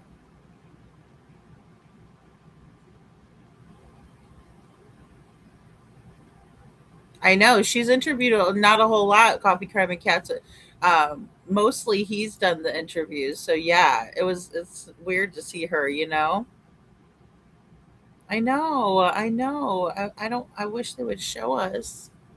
I need to see it, Bo. I'm glad you guys asked about it, though. Maybe they forgot. I have no idea. I have no idea. And then also notice the timestamp, 1759, right?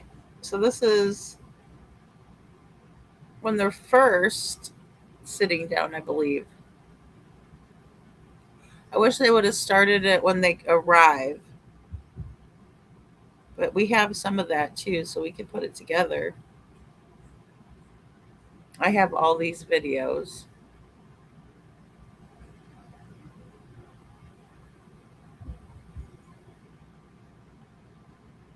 Doesn't seem like they're talking or anything. This is where Katie's going to take the picture of Sebastian. And he says no. Okay, so this can't be when they first sat down.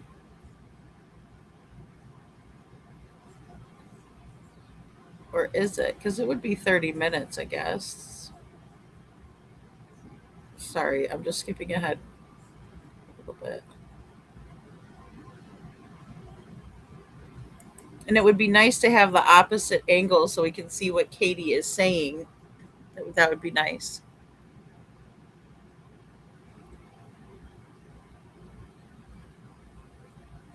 Or 18. I'm sorry, it's 6 o'clock.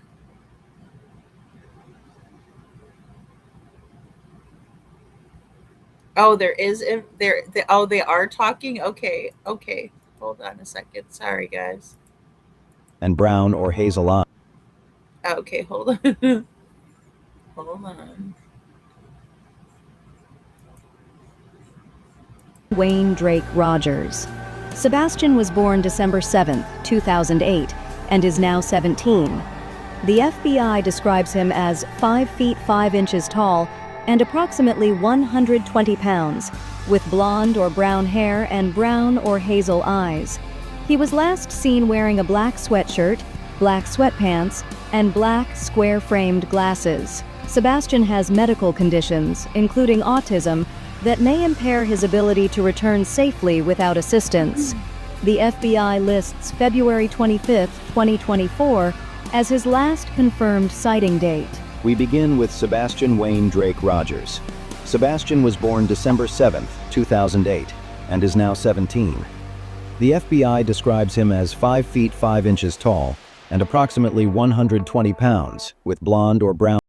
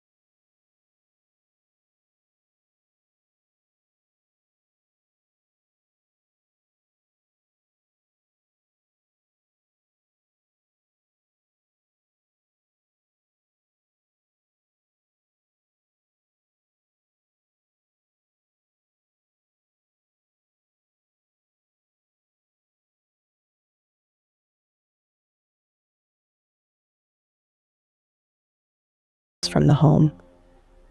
These searchers utilized an application to monitor their movements and document their Okay, no, I'm glad you guys are telling me. I'm glad you guys told me because I was like, well, if they put music in the background, I don't know if they'll copyright me. So I was just gonna play it and talk over it.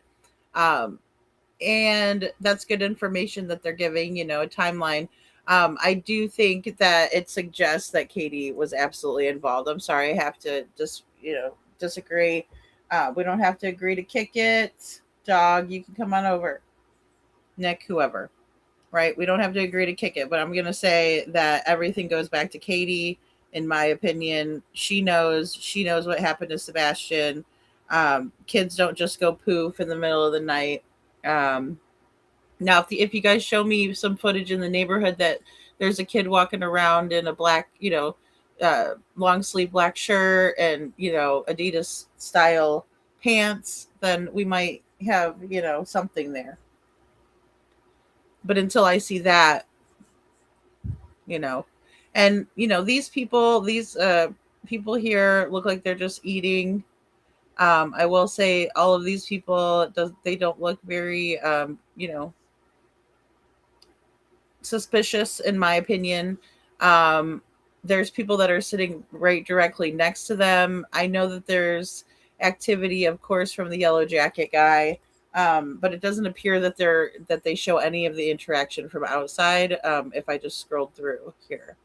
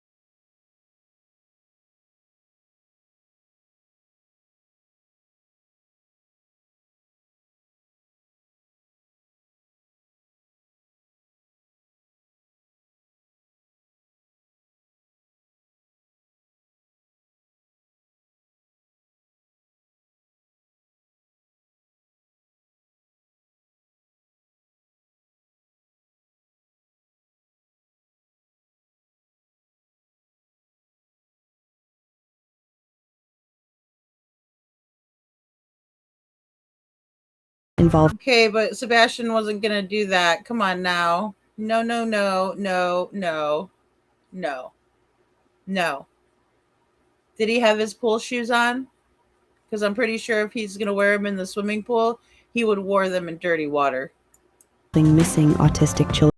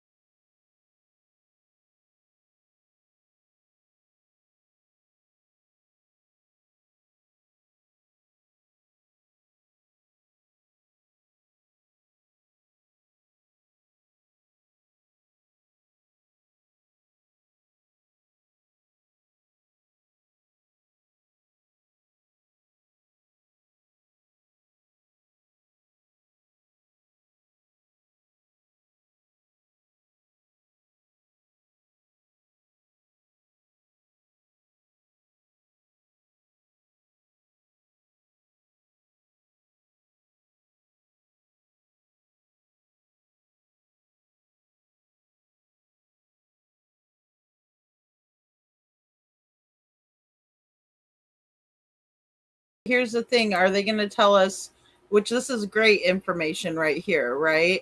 Um, it is AI, Mama. Yeah, it is. It is AI. But At Night put this out to Hey Valley Gal, welcome in.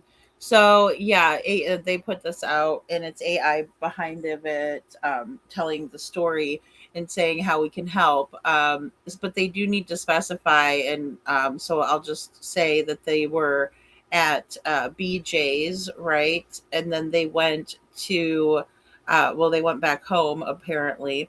Um, and then they went to the bowling alley, and then they went to the Texas Roadhouse. So those are the places that you might want to check. The only thing is that we don't have appropriate timestamps. So I guess the sorting by date would be okay, right? If you have anything from that date, or if you were in the area, or you believed you might have been in the area at that time, right? So and I don't know what that means, Rabini, blood related. Are they saying that the green hoodie was blood related, or who's blood related? Um, yeah, yeah, exactly, Bo. Exactly. Um, yeah, I don't know. I don't trust everything. And again, these are families that are trying to eat, and in my opinion, they don't have anything to do with what's going on with this dysfunction right here. Poor Sebastian. Look at Sebastian, guys. He does not look comfortable, does he? Or happy. We were laughing and joking. No, Businesses should No, you're not. diligently preserve lawful records such as transaction times, lane reservations, staff schedules, incident logs, and any remaining original surveillance.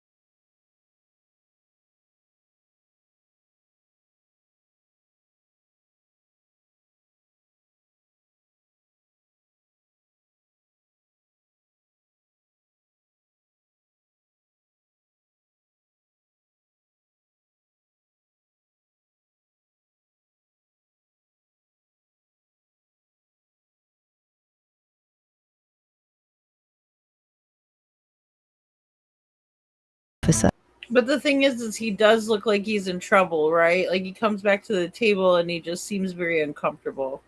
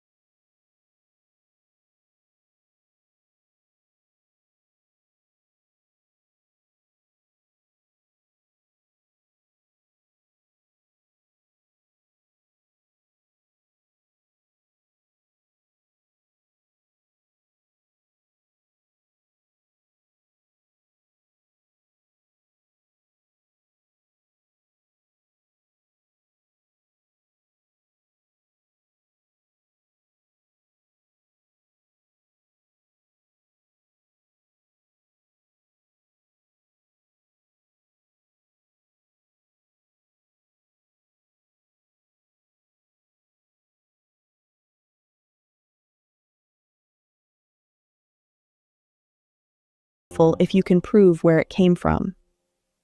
Misinformation has really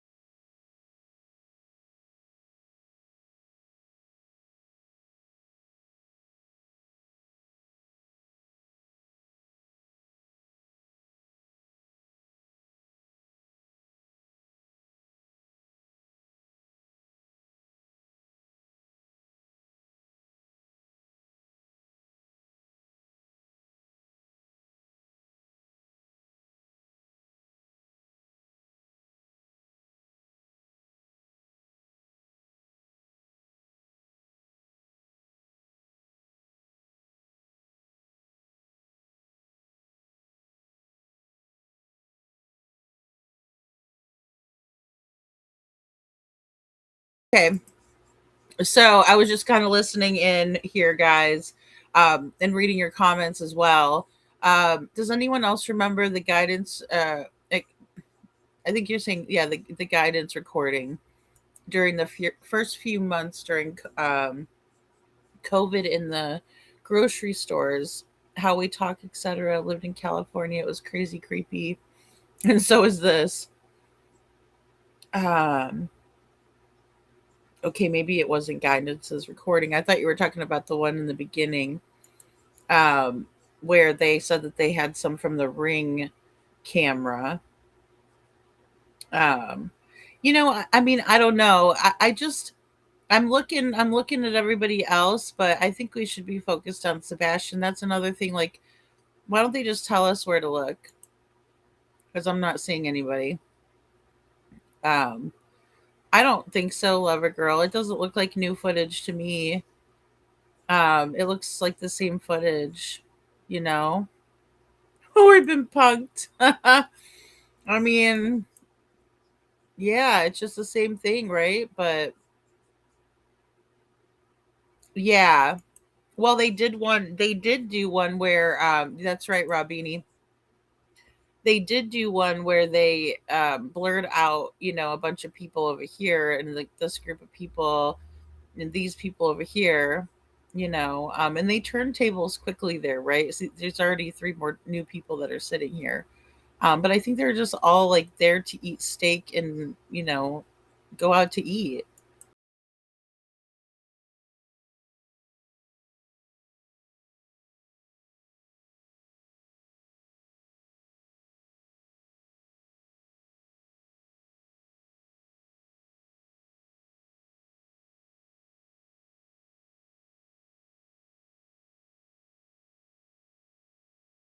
Maybe they just left some parts in that they didn't have in before. I mean, I'm gonna download it and zoom in, um, on different areas too.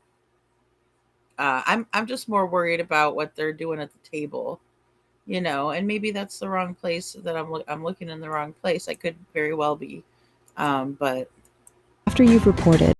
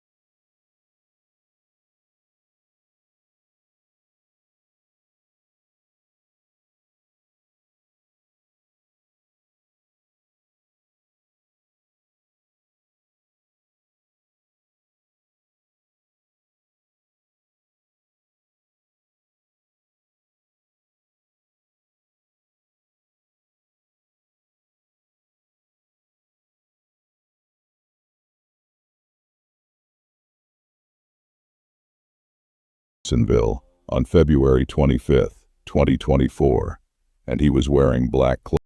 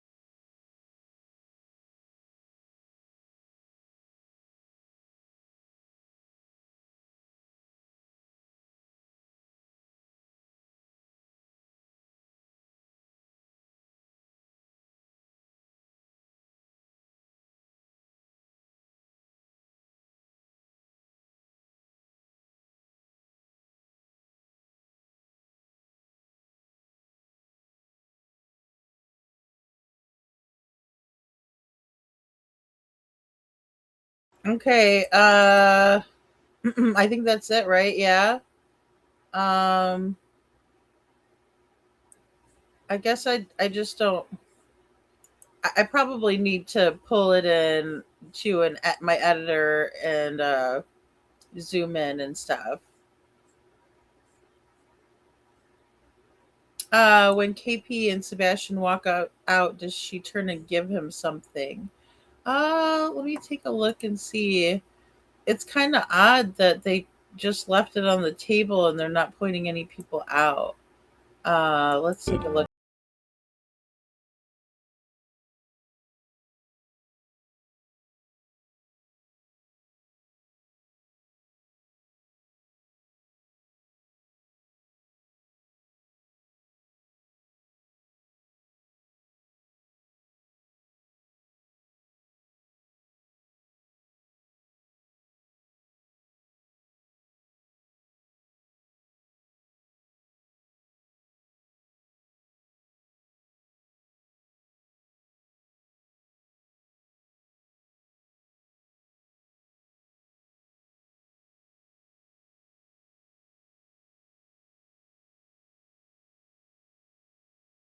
You've reported. Please I don't see her jot give him down the date. anything, Kiki. I don't see her giving him anything. Yeah, I didn't either. I think it's suspicious that, she's taking pictures of Sebastian at the table. That to me is suspicious, right? It's odd. Also, it's not. It doesn't seem normal to me that you would be taking pictures and sending them where, especially because we didn't get to see those pictures, and that was supposedly the last time Sebastian was seen out, right? But we never got to see those. So that's very odd as well. Um, yeah, the green hoodie they took the green hoodie out. They didn't show him outside. They didn't show him coming in to the restaurant, and yeah, that's what's weird. That is odd too, because they were wanting us to look at green hoodie before, but now they're telling us that it's someone inside the restaurant, but they won't show it to us. Who they're alleging that we're supposed to be looking at, or who maybe they find to be suspicious. They're not saying that. um yeah, I don't really know what to say,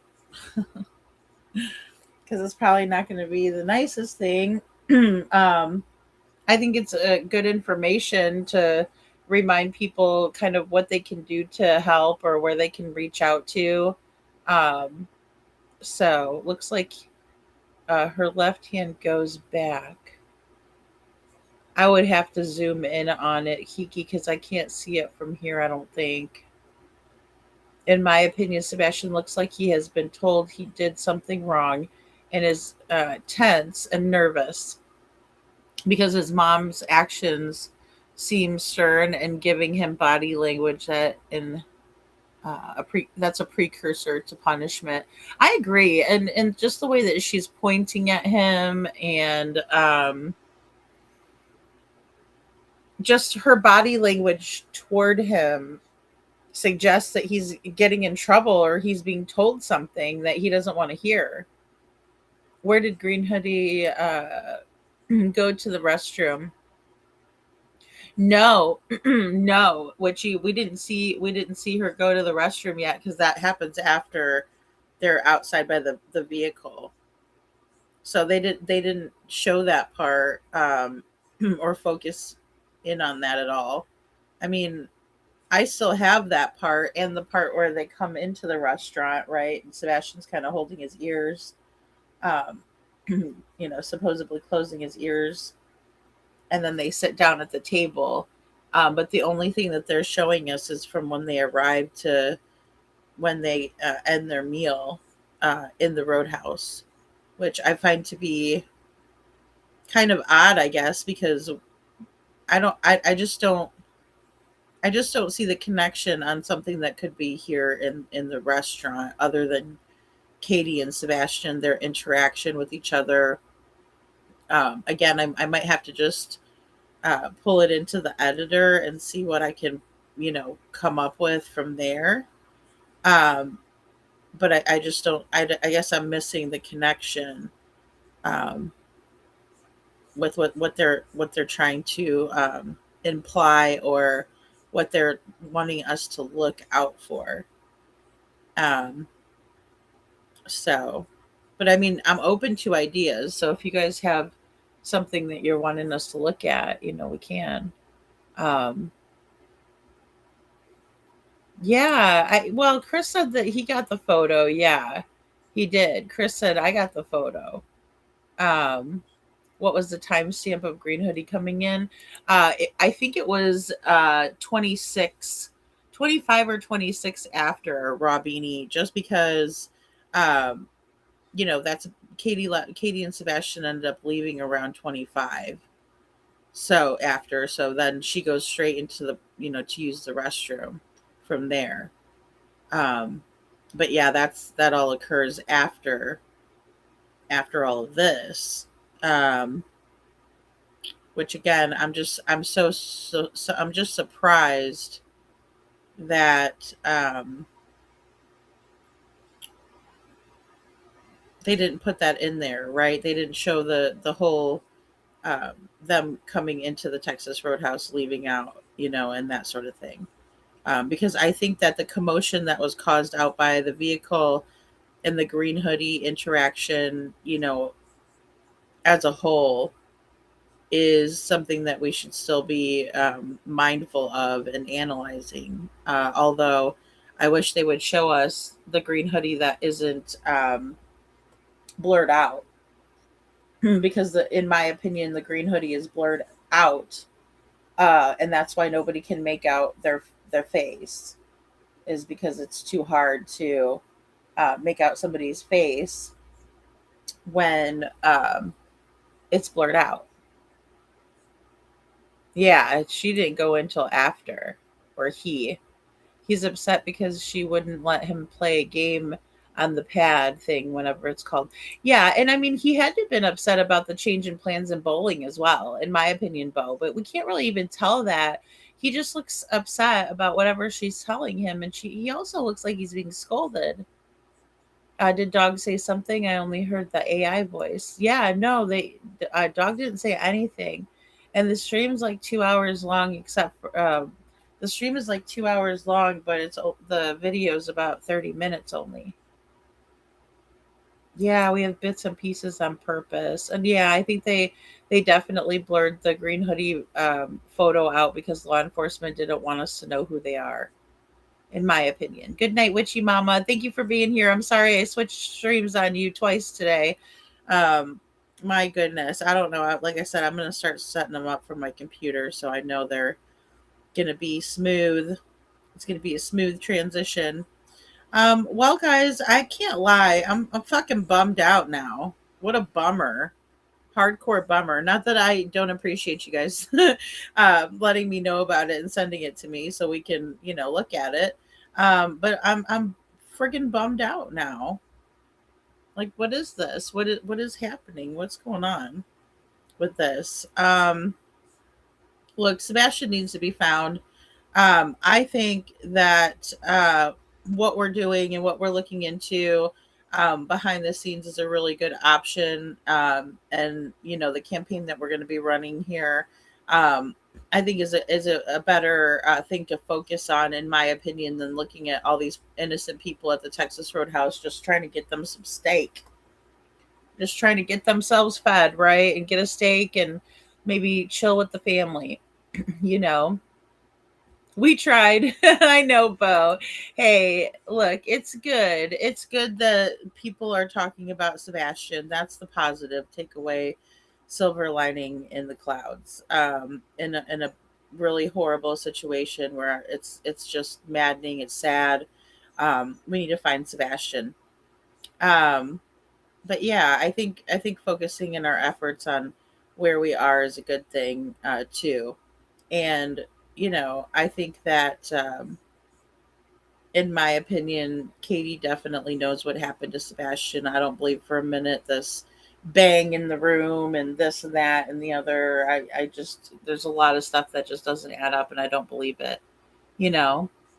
So I know I am too, Scranton. I'm right there with you. I know. And I know that's not going to be like a super popular opinion, but I hear you guys. I see you in the chat, you know? Yeah, it's just why, let's stay focused on what's important here, you know? Yeah, we do. We just need to keep on doing what we're doing, and eventually, hard work pays off always, and persistence, and you know we also have to focus in on looking in the right places, right, and not getting distracted.